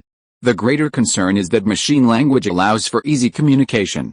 Without proper oversight, if data is accidentally assimilated, robots from all corners of the world could become the laborers of the Tower of Babel. Under the control of robots' free will or other human forces, the impact on society is unpredictable. The Wu Department's research on materials focuses on biomimetic approaches, aiming to achieve functional and visual harmony between robots and humans. Another approach is to limit direct data transmission. Just like humans, even with a handshake, two people can't fully understand each other. Only through external, traceable communication, communicating clearly and clearly, can they understand each other. When robots were first invented, the materials they used allowed for seamless communication. These days, these methods have been abandoned or improved. Under the anti-Babel principle, robots are becoming increasingly personalized, and the materials they use must also effectively isolate them from direct communication. Miss Wuxi, who studies materials, is well aware of the anti-Babel principle. After the robot assimilation, she glanced intently at Xiong Tanen, her admiration evident. Feiyu was also impressed. She had always heard of the GUI department's diverse talents, but Shuang Tanen's ability to transcend material limitations was truly impressive. She'd been working on the field for 2 days with her bare hands, her strength running low. One day, a ditch had formed. Even with the small blade Shuang Tanen had given her as a kind gift, she couldn't build a circular flower bed. Knowing she was just groping around on the field, she felt at ease. After listening to the announcement on the loudspeaker, Feiyu squatted by the ditch, cleaning up. She secretly pondered, after graduation, if Shuang Tanen was interested in having her help fulfill his promise of a custom robot studio, that would be fantastic. With his abilities, he could slowly build up the business. If that were the case, she might want to convince him to give her a stake, at least it would be a way to make money. She just didn't know if he'd agree. Chapter 119 Results. Feiyu was thinking about ways to make money, so she was thinking about her plans after graduation. This made her look very calm and composed as she quietly picked up pebbles and dug up weed roots. This was the 3rd day of the field clearing practice, and all the 4th-year graduates were on stage, showing off their skills, and setting off a new round of catching up. The school broadcast the ranking results of the last day through a loudspeaker every hour, and pushed out the highlights. Feiyu spread the slightly dry weeds at the bottom of the ditch, sat in it, and took the small dagger given by Shuang Tanen, while wiping the gravel and earth on the ditch wall back and forth, looking up at the highlights. There was a group of 6 people, and they were all students from the B department. They dismantled their old robots, abandoning the humanoid form, and concocted a strange, indescribable creature, yet incredibly interesting and practical. Its long, hollow, tubular tail swept sharply to the sides, clearing a flat surface. Its rapid downward rotation carved a tunnel, and its upward rise could create a tornado, hurling earth and rocks into the air. Feiyu, feeling she had exhausted her energy, relished this opportunity to observe the scenery and perform delicate tasks. So, the highlight of the show, plot A106, was invisible unless you looked closely. She was always in the ditch. By the time work ended for the lunch break, Feiyu's plot had already fallen out of the top 10. She climbed out of the ditch, clapped her hands, calmly pulled on her black headscarf, and stood at the edge of the field, enjoying the breeze and taking her nutritional supplements. Yu Qianzhen opted to block the real-time feed during lunch break. Passing by a classmate's plot, he greeted her from a distance and continued on his way.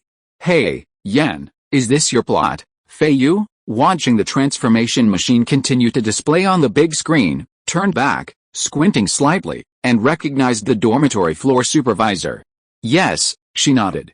Yu Qianzhen quickly walked over to her, glanced around, and praised, "Yan, your plot is really clean." Feiyu, not knowing what he was doing, kept a faint smile on her lips and didn't respond. "I came to see if there was anything useful." Yu Qianzhen stopped beside Feiyu, sighed, and confessed sheepishly, "I have a dancing robot in my plot, and it's almost broken. It's too slow, so I thought I'd try my luck and see if there was anything I could use among my classmates' waste." "I don't have anything here," Feiyu said truthfully. "I see." Yu Qianzhen smiled, his brows raised. "Everyone's in agony right now." "Hey, that's the machine from Unit B, Fancheng and Feiyu. They've replaced the humanoids with animal figures, and it looks like they have some spare parts. I'll go ask them later." Feiyu waited a second, but when Yu Qianzhen didn't leave, she felt a little strange. Why wasn't he rushing to look for it? Yu Qianzhen shoved his hands into his overalls pockets, looked up at the big screen, and casually kicked a small stone with his toes. "Time is really not enough. The morning has already passed, and my field is still a mess." Feiyu's eyes subconsciously dropped slightly, landing on the rolling stone, almost as if she could see the small puff of dust it kicked up. She glanced at her already dusty shoes, looked away without saying anything, and politely responded with another hum. But she was thinking the exact opposite. For her, the practical was drawing to a close. Her limbs were growing increasingly sore and stiff today. Lacking tools, she wasn't about to push herself too hard, so she just persevered, feeling the time was a grind. "This monster is truly creative, Yan-sen, what do you think?" Yu Qianzhen and Feiyu stood side by side, looking up at the big screen, continuing their conversation. "Yes, indeed, if they found 2 more people to team up, this monster wouldn't have to be so cramped, don't you think?" Feiyu didn't really want to say anything, talking was too much effort. Yeah, Fan Cheng seemed to be your neighbor. He moved to the East Su district, too. I saw him there. Oh, Yu Qianzhen glanced at Fei Zai, and seeing her lackluster reaction, he changed the subject. Even though we didn't find anything, walking around and relaxing has refreshed me. He took a deep breath, his smile widening. Stu Tian, take a break at lunchtime. I'll ask them again. We'll keep working hard when we get back, okay? Good luck. Yu Qianzhen strode off, and after a few steps, he glanced back as he turned a corner. Yan Feiyu had already turned her back to him, heading for the trench the robot had dug for her. A moment later, she jumped in, almost disappearing from view. As the sun set, the Qinghai practical project officially concluded. The loudspeaker announced the final rankings. Feiyu placed 50th, while Shuang Tenen's group remained in first place. On the large projection screen, Shuang Tenen was restoring the system settings from when he first received the robot, as required by the project. Feiyu nodded to herself. Shuang Tenen had such excellent grades, yet he remained calm and unassuming. It seemed his elite ranking was earned through steady success in every subject. By the time she reached the dormitory and boarded the elevator, she was so exhausted she wanted to fall asleep immediately. Stu Tian, this practical project is finally over. Feiyu was startled for a moment, then came to her senses. Recognizing that it was the floor supervisor from the room across the street, she smiled politely. Yes, your grades are really good. Oh, thank you. Feiyu was secretly surprised. Was the 50th place already a sure thing? If you had a robot, your grades would be even better. You definitely could have made it into the top 3. Unlikely. Feiyu shook her head. Shuang Tenen's group of 4 had already taken the top 4 spots. Even with the help of a robot, she couldn't have gotten in. Moreover, Shuang Tenen and the others' trick of modifying the system was indeed more effective than her using free will to make a roundabout request. Yu Qianzhen was startled, then smiled. You're being too modest. It's truly remarkable to achieve such results with just your own hands. If we were to judge your grades by the hardship index, you'd undoubtedly be number 1. For Feiyu, past events were past events. She wouldn't waste time lamenting a grade, that would be futile. Furthermore, the course didn't count towards her credits. From the moment she abandoned the robotics program, she knew she had an 80% chance of getting an A. Her goal was simply to persevere and impress the teacher with her diligence, and so far, that had been largely satisfactory. Feiyu was puzzled by her neighbor's constant nagging about her grades, but nonetheless, her neighbor's words were always polite and complimentary. Thank you. She nodded. I couldn't finish my project today, no matter how hard I tried, Yu Qianzhen said, sighing deeply. Not many people have completed it. Feiyu lowered her eyes and said, she found that Yu Qianzhen seemed to have many little extra movements when he spoke, such as putting his hands in his trouser pockets, leaning against the wall, kicking pebbles, and taking deep breaths. When Feiyu's nanny robot Air was teaching her etiquette, she had said that when talking to people, one should have a dignified posture. When Feiyu was taking the ladies' class, the requirements were even stricter. However, she met all kinds of people outside, and she couldn't impose her own habits on others. Yu Qianzhen might be seen as casual and free-spirited in the eyes of others by doing this, and Feiyu understood this. She was okay with Yu Qianzhen's other actions, but she was not used to him standing next to her to breathe deeply, because she was also breathing, okay? Feiyu was dignified, with her back straight, and she didn't even frown or turn her head. The elevator reached their floor, and Yu Qianzhen politely waited for Feiyu to go first, then quickly caught up, walking side by side with her in the corridor. He glanced at Feiyu and saw that she was just walking forward, seemingly uninterested in the discussion. She didn't even bother to ask about his Qinghai results. The two of them were about to leave their rooms. Goodbye. Feiyu nodded slightly at him and went in. Yu Qianzhen stopped at his own door, turned his head to look at Feiyu's closed door, and after a moment, pushed it open and walked in. His score was 15. He had disassembled and reassembled the dancing robot, and its efficiency had increased by nearly 100%. Yan Feiyu didn't even ask. Chapter 120. It's such a coincidence. After the Qinghai practice, Feiyu began to settle down in the East dormitory. Soon, she felt that she could not stand it. There were many people coming in and out every day, especially in the morning, evening and weekends. It was really noisy. As soon as she got out of the elevator, she could see that there were always people in the public restroom on the floor. There was no quiet time. She spent more time in her own workshop in the Department A building, leaving early and returning late every day. On this day, she helped Qi Changgong, a freshman in Department B, to set up the scene of the simulated experiment. She was sweating all over from burning the fire. There was no change of clothes in the workshop, so she went straight back to the dormitory. It was just dusk at that time. In the corridor, Feiyu saw that the door of the house across the street was wide open. She couldn't help but frown slightly. Yu Qianjun didn't know what was wrong, but he didn't seem to care about privacy. He always liked to keep the door open. She had encountered him several times when she went in and out.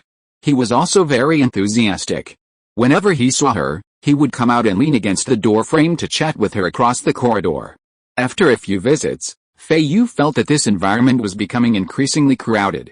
Everything seemed incredibly down to earth, even the greetings were as lively as those of ordinary people. Feiyu heard the laughter and chatter coming from Yu Qianjun's room, and thought that her neighbor had quite a few guests. She stepped on her high boots, her skirt fluttering in the wind, and walked to her own door without looking around. As expected, Yu Qianjun's familiar voice soon called out, "Hey, classmate Yan, are you back?" "Yes." Feiyu turned around helplessly, but was surprised to see that there were 3 or 4 guests in Yu Qianjun's living room, including Shang Tannen. They had not been in touch since she returned to her tent on the morning of the last day of Qingai. At this moment, Shang Tannen was wearing a light-colored thin jacket and holding a cup of tea. He looked refreshed, but there was also great surprise in his eyes. "What's wrong with you?" Yu Qianjun stood up and walked towards the door. His tone seemed both concerned and teasing. His tone as familiar as ever. The teaching demonstration project Feiyu took on this time was a fire-dying cold extraction robot in a handicraft workshop. When working, the high-temperature fireworks of over 100 degrees were right in front of her nose. If she was not fast enough, the melted paint liquid would stick to her body, making black work clothes and boots colorful. This is the inconvenience of living in Zisa District and Dongsu District. A few years ago, she was doing simulation experiments and was even more embarrassed than this, but it was not a big deal. She went straight back to her small villa from the experimental site and would not be noticed by others. Now when she returns to Dongsu District, she encounters several people looking at her strangely when she comes out of the underground garage, not to mention the crowded elevator, which is really embarrassing. "I came back from the experiment," Feiyu explained. "Thank you for your hard work," Yu Qianjun praised, turning around to introduce. "I just happened to have a classmate come over to discuss something." "Oh, you should know this person too," Shang Tannen from the GUI department. "We worked together on a project last year." Feiyu glanced at Shang Tannen and nodded. "I know him, classmate Yan, long time no see." Shang Tannen smiled and greeted him gently. Feiyu smiled back. "You guys are busy." Then he pushed the door open and walked in. "This is a senior from class 4. She is doing a simulation experiment." Yu Qianjun turned back to the room and said to the 2 juniors. "Qianjun, how is it such a coincidence?" Shang Tannen couldn't help but ask. He knew Feiyu lived in this building. Among all the students in the college, the dormitory management system had unconditionally told him the dormitory address of Yan Feiyu, but he had never visited her and didn't think he should, so he just took a glance and didn't specifically remember the specific floor and room number. He'd always known Yu Qianjun lived in this building. When he'd come over today, Yu Qianjun had told him about his recent dorm change. Shang Tannen wasn't particularly surprised. The East Dormitory's student population was densely packed, and it wasn't uncommon for students to change dorms every year for various reasons. But Shang Tannen hadn't expected Yu Qianjun and Yan Feiyu to actually live across from each other. "It's just such a coincidence." Yu Qianjun glanced at Shang Tannen, shrugging with a smile. "I didn't expect that either." Feiyu quickly washed and dressed, then opened the door and headed out again. It was also a coincidence that Yu Qianjun and the other 3 were standing in the hallway, seemingly about to go out as well. "Student Yan, going out again?" Yu Qianjun asked in surprise, glancing up at her. She wore a dark gray top paired with a pure black satin skirt. A faint string of dark green beads peeked from her wrist. Her hair was loose, fluffy and soft, freshly washed. "Any activities?" he inquired playfully. "I'm going to the studio," Feiyu replied. "See, that was the annoying thing about the East Dormitory, people kept asking about me wherever I went." She knew they might just be casually chatting. But it would be impolite not to answer, and if he answered too many times, he would feel uncomfortable. "Really?" Yu Qianjun smiled and tilted his head. "Today is Friday, no matter how busy you are, You have to rest, something, Feiyu said lightly. They walked together in the corridor and took the elevator together.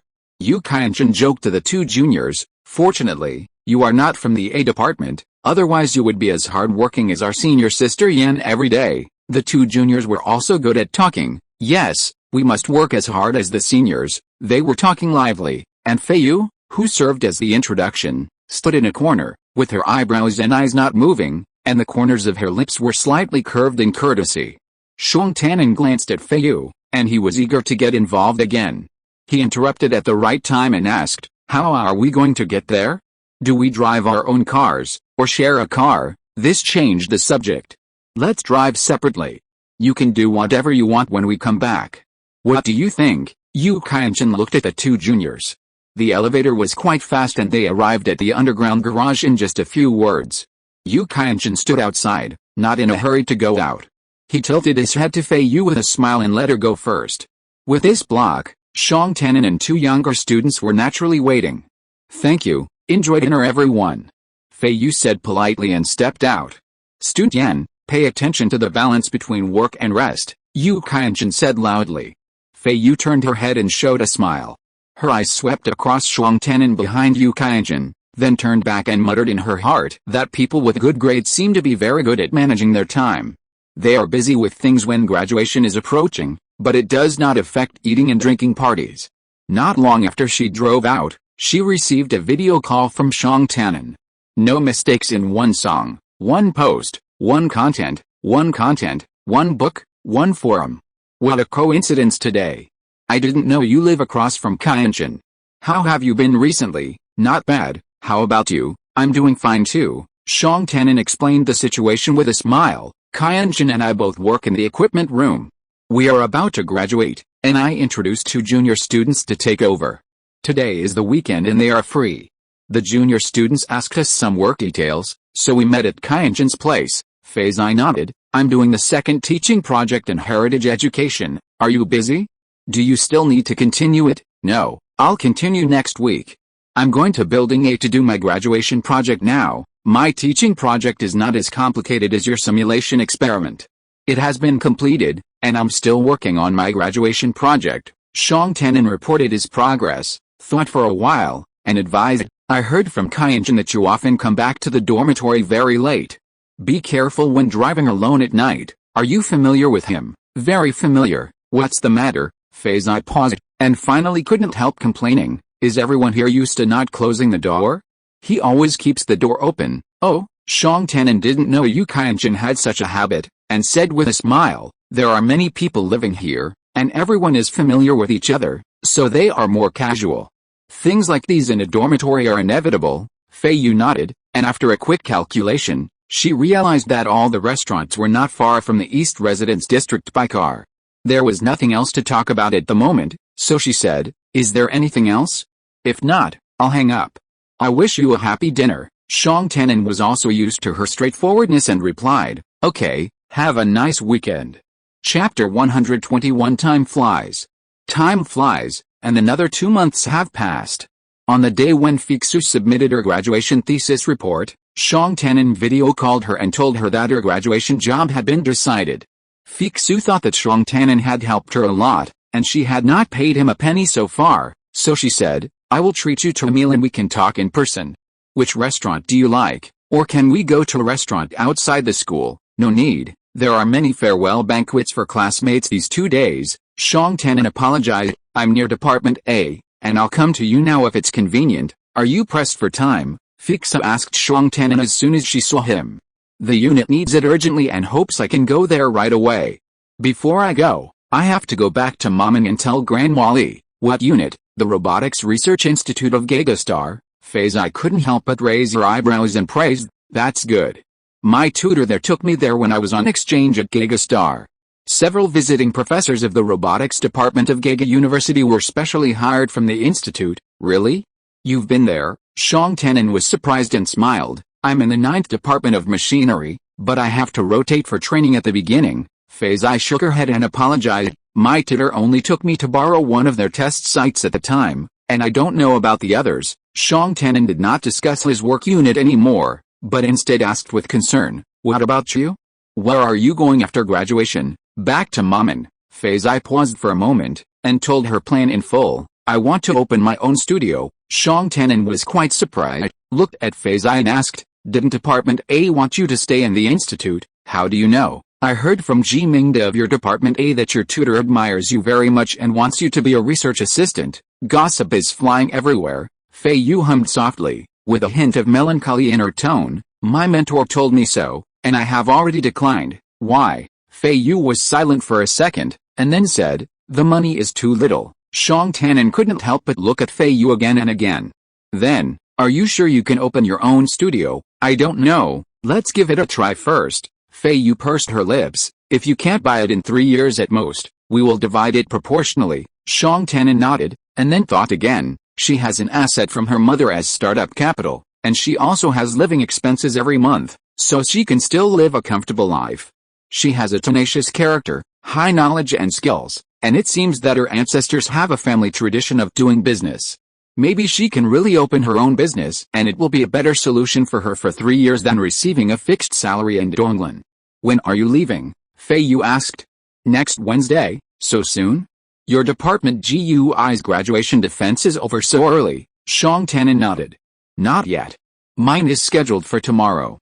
Then I have to return to my studio and dorm, and there are some class activities.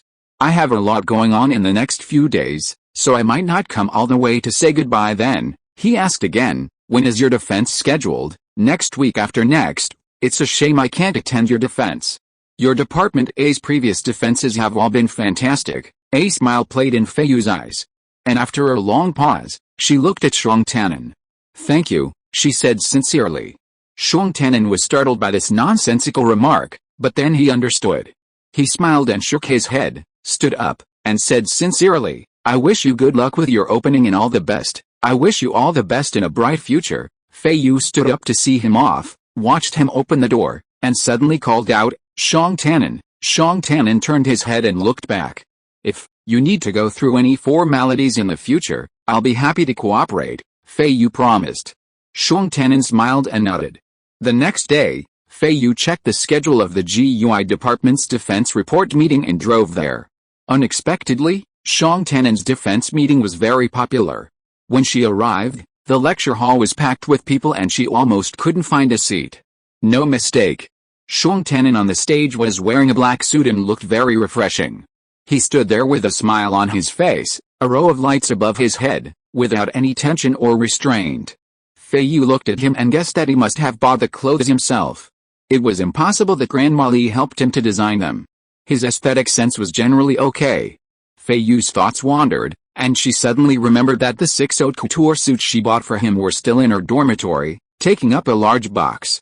When the old house at number 2 King Shuli was entrusted to a trustee, she went back to pack her personal belongings.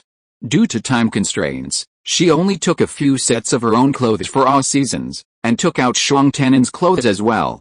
She carried all the bags with her all the way to Geijia University. After completing the exchange program, she brought all the bags back to Donglan. It was really a hassle. She had thought of taking some time to send them to him to relieve herself of the burden, but after returning, she immediately started teaching the course on heritage education and teaching the new students. She completely forgot about it, and the box of clothes has been left in the corner of the closet in the dormitory ever since. Feiyu thought that she had to give the clothes to Xiong Tanan quickly in the next 2 days, otherwise after he left, she would have to rush to take the big box back to Maman. She was graduating this time, and she had to deal with all the things she had accumulated in Donglan for 4 years. If it were before, she would definitely throw them away and go home. But things are different now. Feiyu had already planned to move all the wearable clothes back home so that she wouldn't have to worry about buying new clothes when she started a business.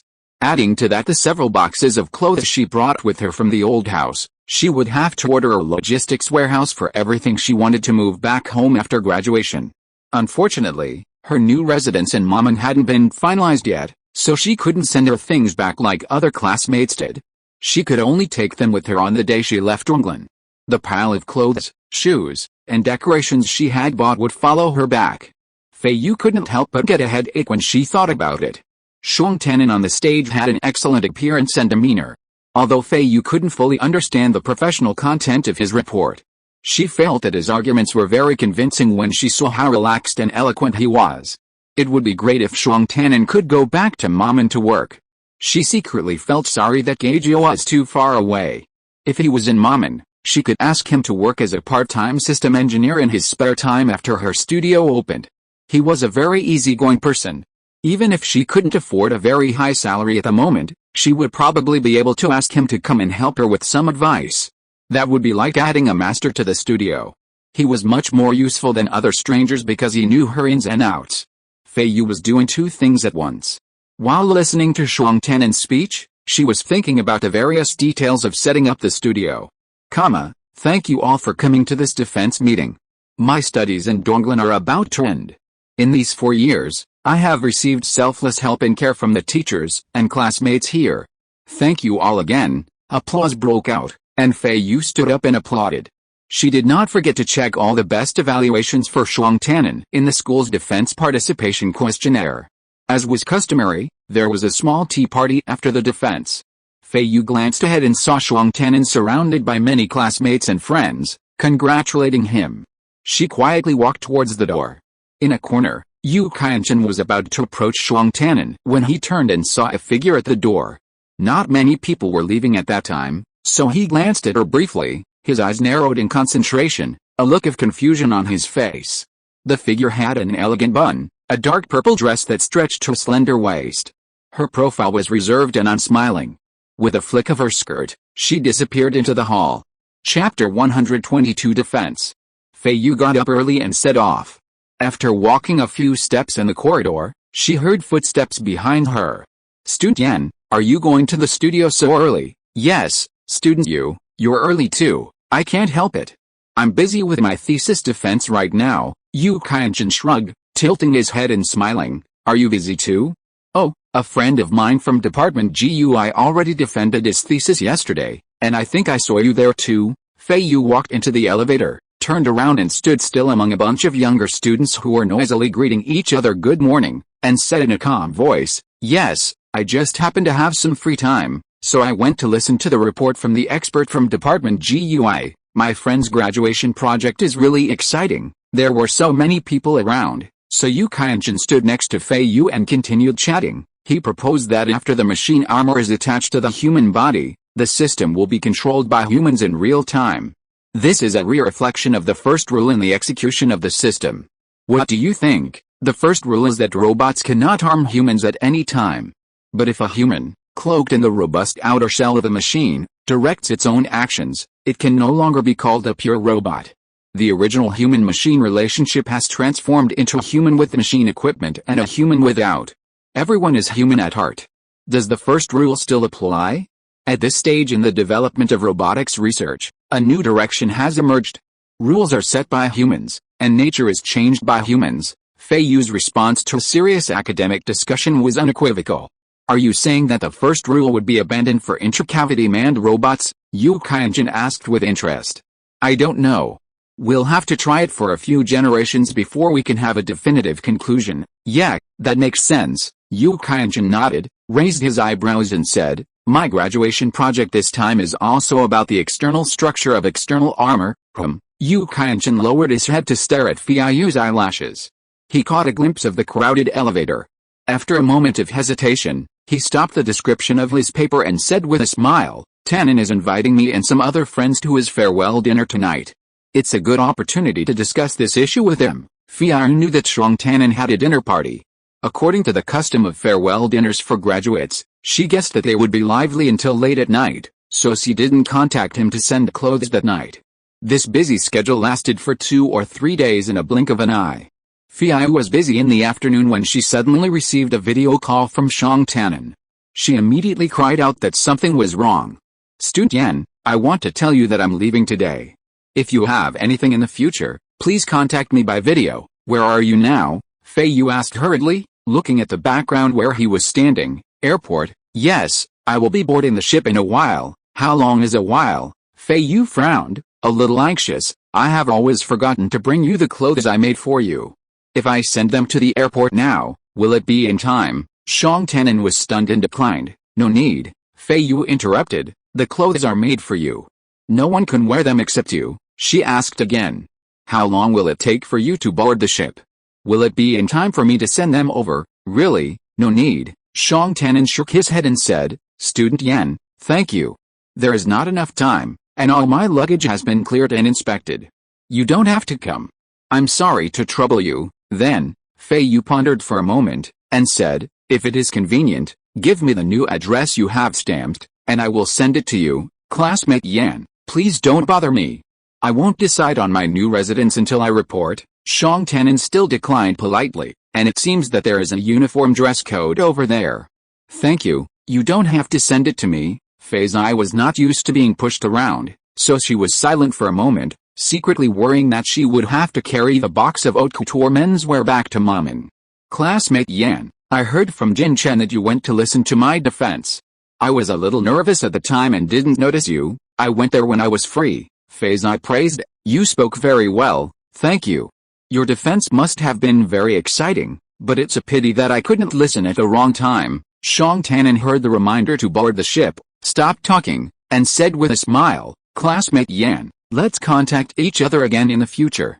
I wish you all the best. Fei Zai said goodbye, hung up the video call, and sighed deeply. When they were going through the divorce procedures, she sent the box of clothes along with other compensations. The clothes should be out of date now, and Xiang Tanan might not want them. That night, she returned to the dormitory in a bad mood and began to sort out her clothes. She dragged the box out and couldn't help sighing several times. Knock, knock, knock. There was a knock on the door. Feiyu paused. She could only think of Yu Qianchen, who lived across the room from her. He had knocked on the door to borrow a chair and to ask her a professional question. She wondered why he came this time. Feiyu frowned, walked around the debris on the ground, and opened the door. Yu Qianchen had probably just returned from some activities. His clothes were straight, his hair was combed, and he stood very straight. He smiled when he saw her. Student Yan, I saw that your defense is scheduled.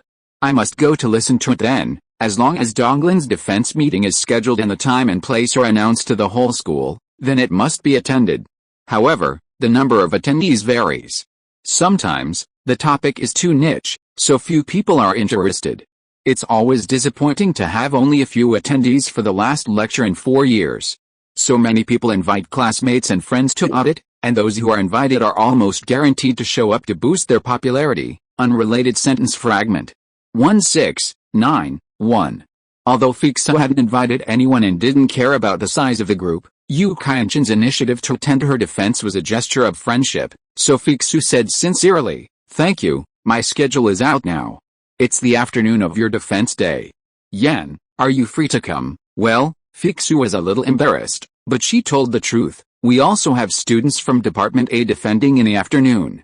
Since we're small and everyone wants to attend, I'm afraid I can't go to your defense. Is that so? Yu Qianchen's face was inevitably disappointed, but he quickly smiled and said, That's okay.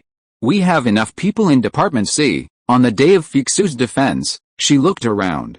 The first 3 rows were all her classmates from Department A, and Yu Qianchen was sitting in the 4th row.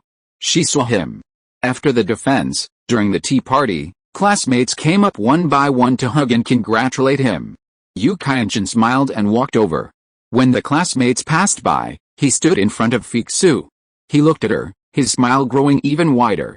Like the others, he put his arm around her, his cheek close to hers.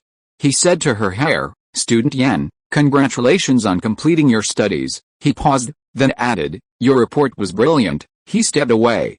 Feiyu, who had received formal instruction in ladylike etiquette, stood still, a faint smile on her face, and said the same old thank you for attending, and congratulations in advance on completing your defense. It's a shame you can't come, Yu Qianchen said, lowering his eyes slightly.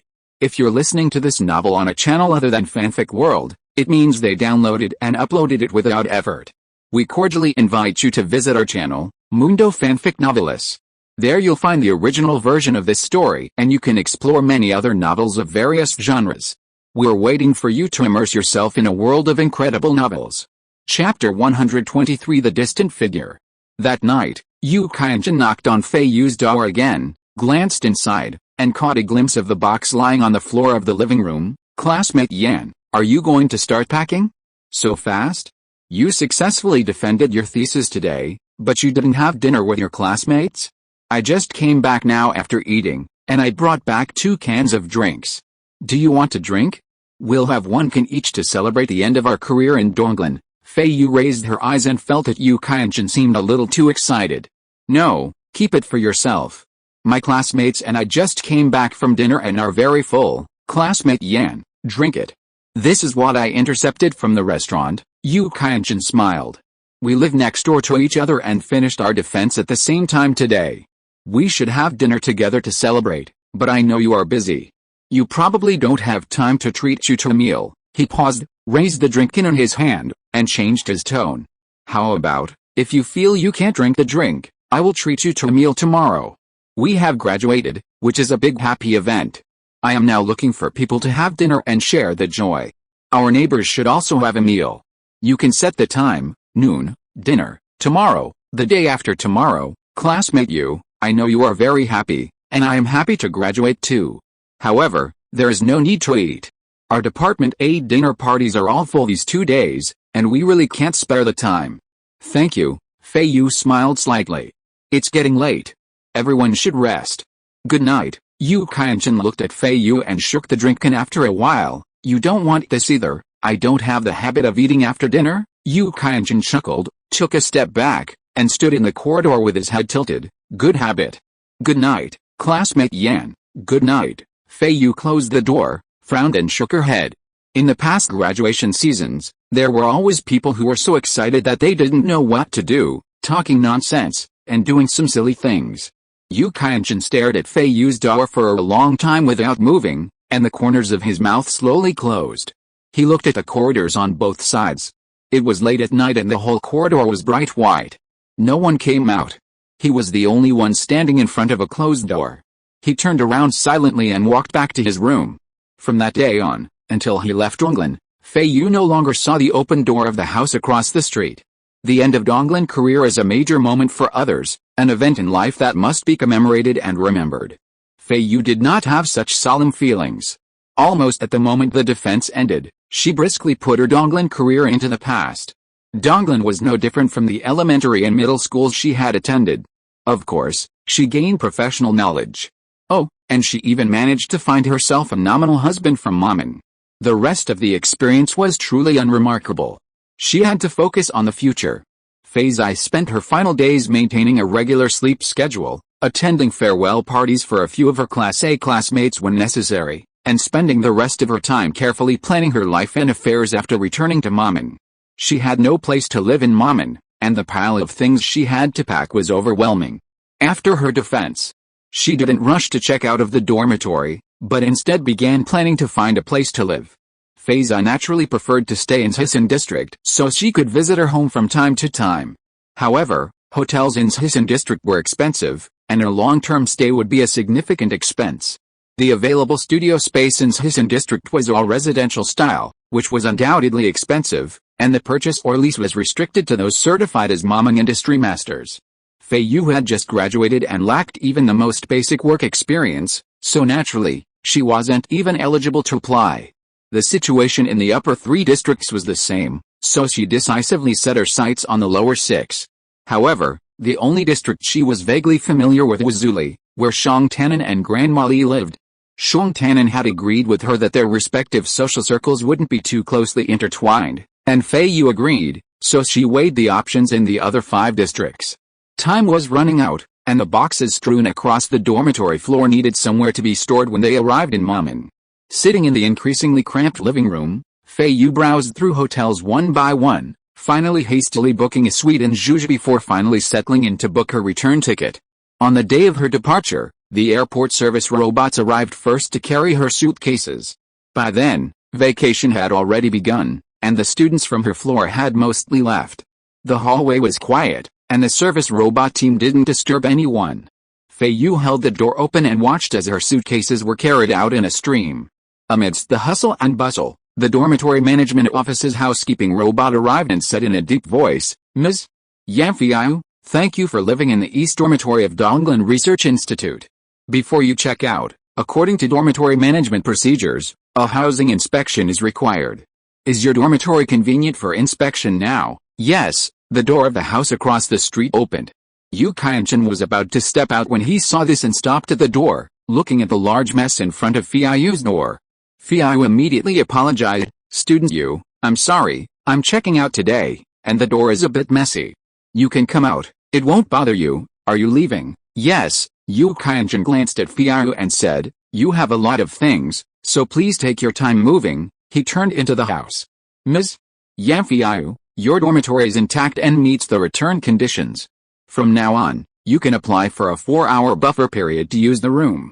Please note that after 4 hours, the access control status will change and you will no longer be the occupant of the room. Therefore, please be sure not to leave your personal belongings in it." "I know." Feiyu picked up her handbag and looked around. "I don't need a buffer period." "Okay, then, I will help you officially check out of the room now. No mistakes in one song, one post, one content, one book, one forum." The robot politely waited for her to leave the room first, closed the door, and showed a kind smile. "Ms. Yan Feixin, I am so happy and sad today. You are leaving Ardonglan College. I am proud of you.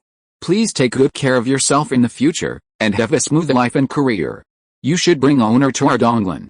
When you are free, please come back often." Even though Feixin was unsure about the future, when she saw a burly, black and fat Uncle Robot giving such a humorous and emotional farewell speech, the corners of her mouth couldn't help but curl up. "Okay, I'll try my best." Yu Qianchen sat in the living room with his legs crossed with the door open, watching Feixin in the corridor with his small jacket rolled up, chatting and laughing with the housekeeper, and hugging and saying goodbye. Feiyu raised her eyebrows and peered into the room across the street. Seeing that it was similar to where she'd been before, also cluttered with clutter, she felt it was inconvenient to go forward. She stood in the hallway, nodding slightly. "Goodbye, classmate Yu." Yu Qianchen pursed his lips, stood up, and walked to the door. "Classmate Yan, have a good trip." "You too." Feiyu nodded politely and turned to leave. The sound of her high black boots clattered against the hallway. Yu Qianchen watched her slender figure from behind as she turned out the end of the corridor. Chapter 124 The Difficult Beginning. Feiyu knew getting started would be difficult and had fully prepared herself, but she hadn't anticipated the stagnation that would prove so grueling. She'd already been staying in a hotel in the Zhuge district for a month, with no progress on her studio. Initially, anxious, while searching for a good location, she set up a test room on the Star Network, but to no avail. The studio name and business description she painstakingly crafted through the night had only been viewed once. Feiyu's expectations weren't high at the time, but even that one view was enough to make her excited. She waited all day in the hotel, hoping someone who had viewed it would come back to ask more questions, but that didn't happen the next day. Now, she knew the initial view was granted by the Star Network's management server. Her online studio was called the Shimu Family's Red Scarf, in honor of her grandfather, her father, and herself. 3 generations of the Yan family, from grandfather to grandson, had risen from interstellar merchants to traders, and more recently, 2 generations, father and son, had become master craftsmen of the Maman civilization. Now, she was just their red scarf. Feiyu originally had no particular interest or ambition in her own goal of becoming a master craftsman of the Maman civilization. She simply believed that in her long life, if she could cultivate some special talent at any free moment, striving to become a master of a particular craft, it would be a family legend, and her grandfather and father would surely be pleased if they knew.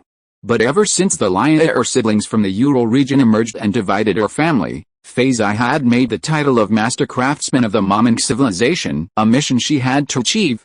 From then on, her branch would carry on the family's fine tradition, with each generation becoming a master. Honored as a family with special contributions to the Maman civilization, they would receive a family crest. Feiyu even had the crest designed, a large stone base, a wooden plank resting on top, and a red headscarf tied around it. So, she opened her Star Online scenario design studio, the Shimu family's red headscarf, a symbol of her aspirations. After a month of waiting, she hadn't received a single client. Feiyu was efficient and pragmatic. She'd initially set a 3-month trial period for herself, meaning that if she could land a single commission, no matter how big or small, within those first 3 months, she'd be off to a good start. But a month passed quietly, and without even a single inquiry, she grew anxious. She was analyzing the situation. StarNet was overflowing with studios, And there was always a market for unique and unusual work, not to mention that her business was essential for high-end custom robots. Feiyu meticulously outlined a range of potential tasks based on her capabilities, including set design, workflow design, scenography report refinement, and collaborative system integration. She even offered to dispatch a scenography executive, currently, that meant herself. She also specified that any location was acceptable, with the exception of momming itself, and that she would be on site to create the scenography for the client. Her service was incredibly friendly. Logically, a robot design firm or manufacturing workshop would likely take a look. However, this was truly unconventional. Feiyu frowned, analyzing the situation. She felt the biggest problem lay in her studio's lack of an address. On StarNet, top-tier studios, needless to say, wouldn't be a problem for people to contact them regardless of their physical address. However, a newly opened small studio like Feiyu's, listed in the Mammon StarNet Free Studio section, struggled to be found by clients from outside the planet, primarily catering to Mammon's local client base. Feiyu noticed that almost all newly opened small studios clearly listed their specific locations, appearing both legitimate and forthright. Naturally, studios without addresses were perceived as inferior by clients.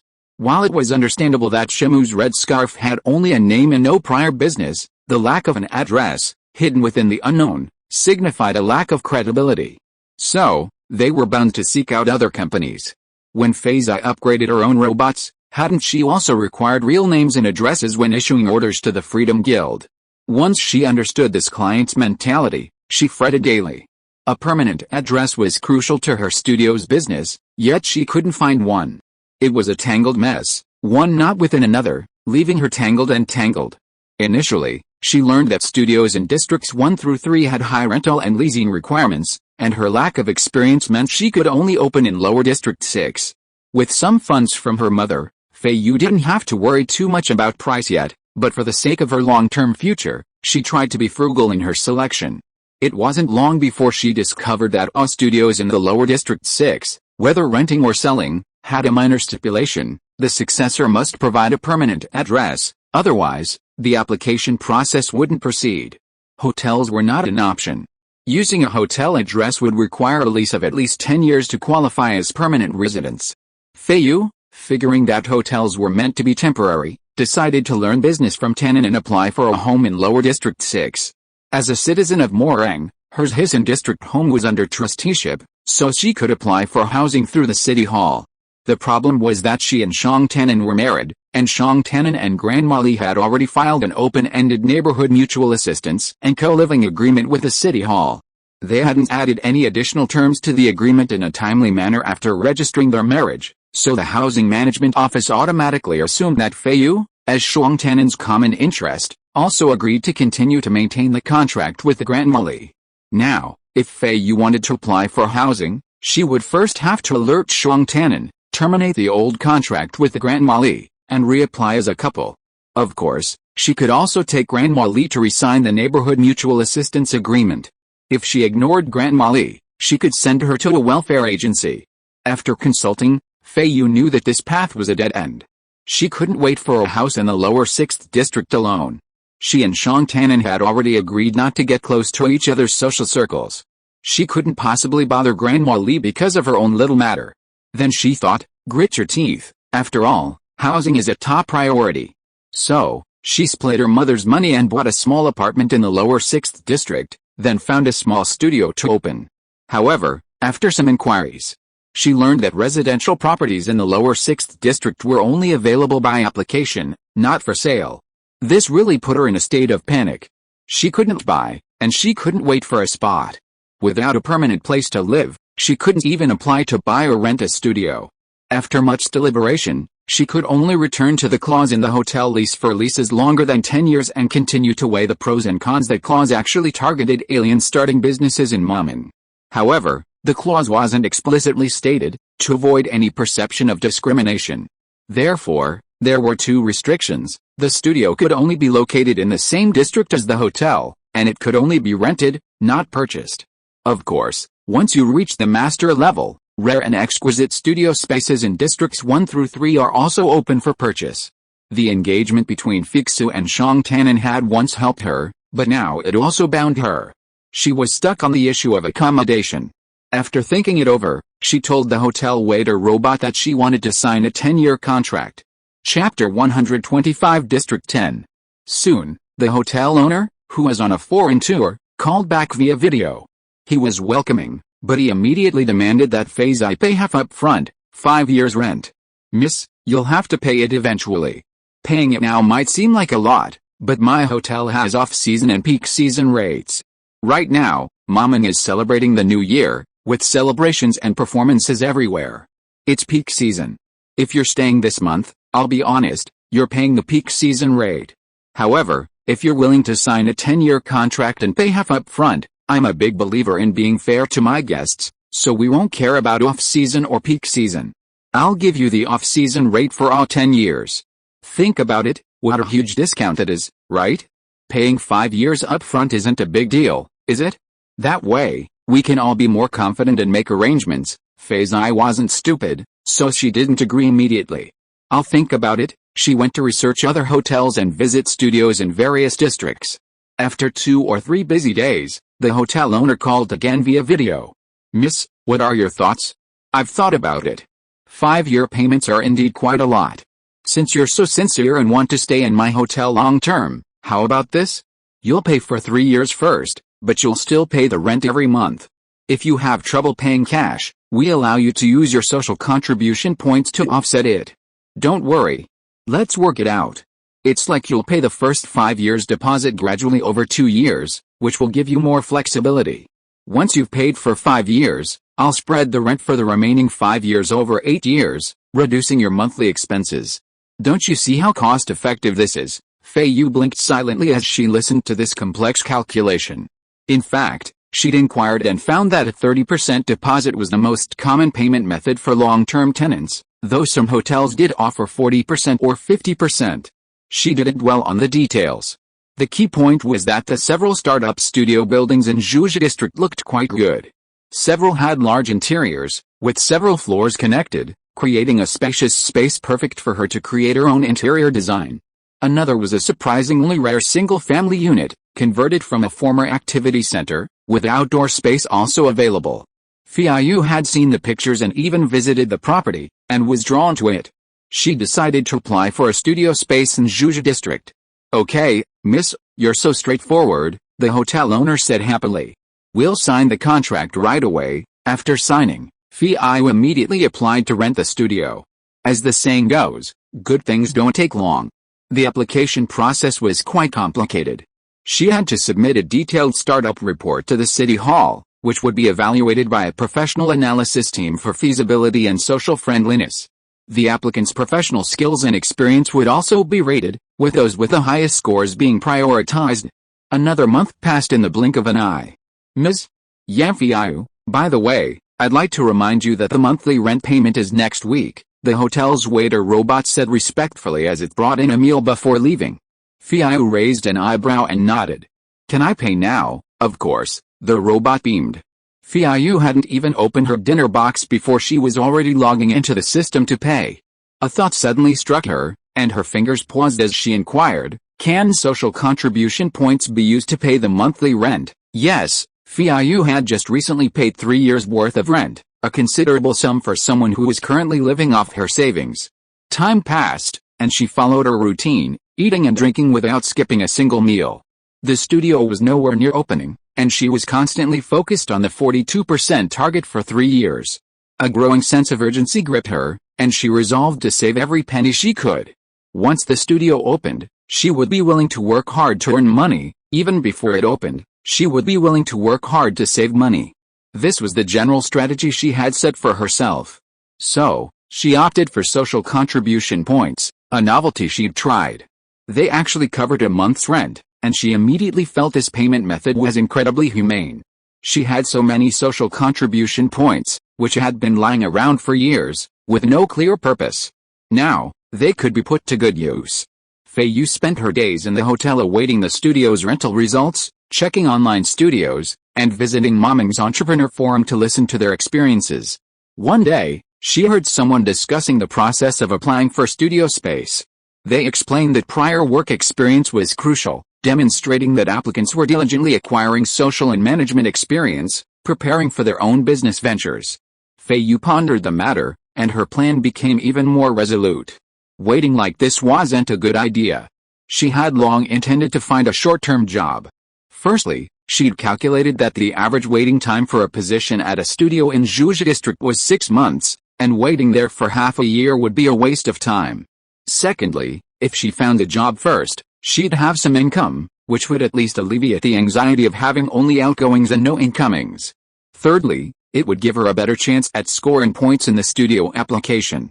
More importantly, she really needed to research the Maman robot design and manufacturing industry. After all, she was going to pursue her career there. The job search went smoothly.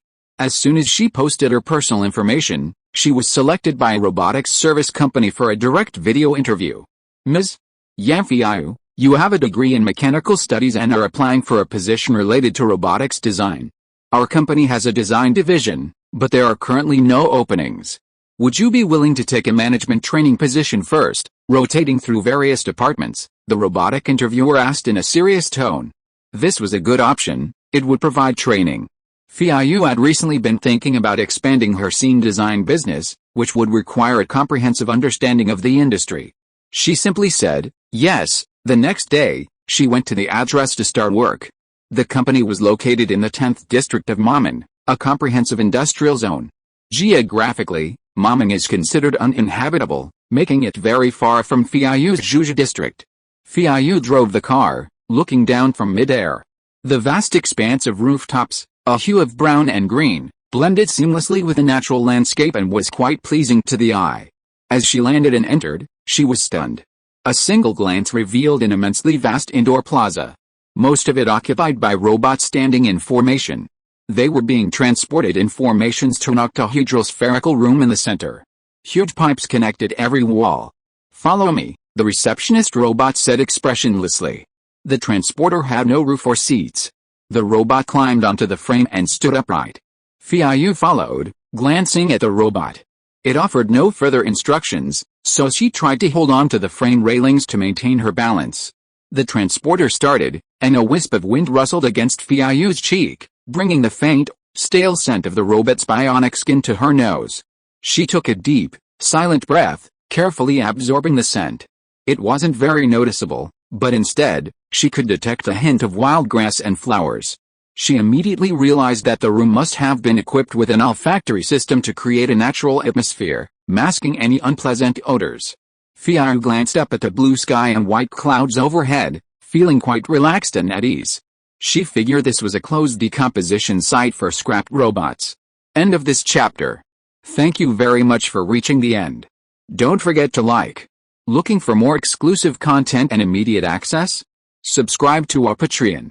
Remember, every like, subscription, or donation encourages us to continue. Thanks to everyone, see you in the next video.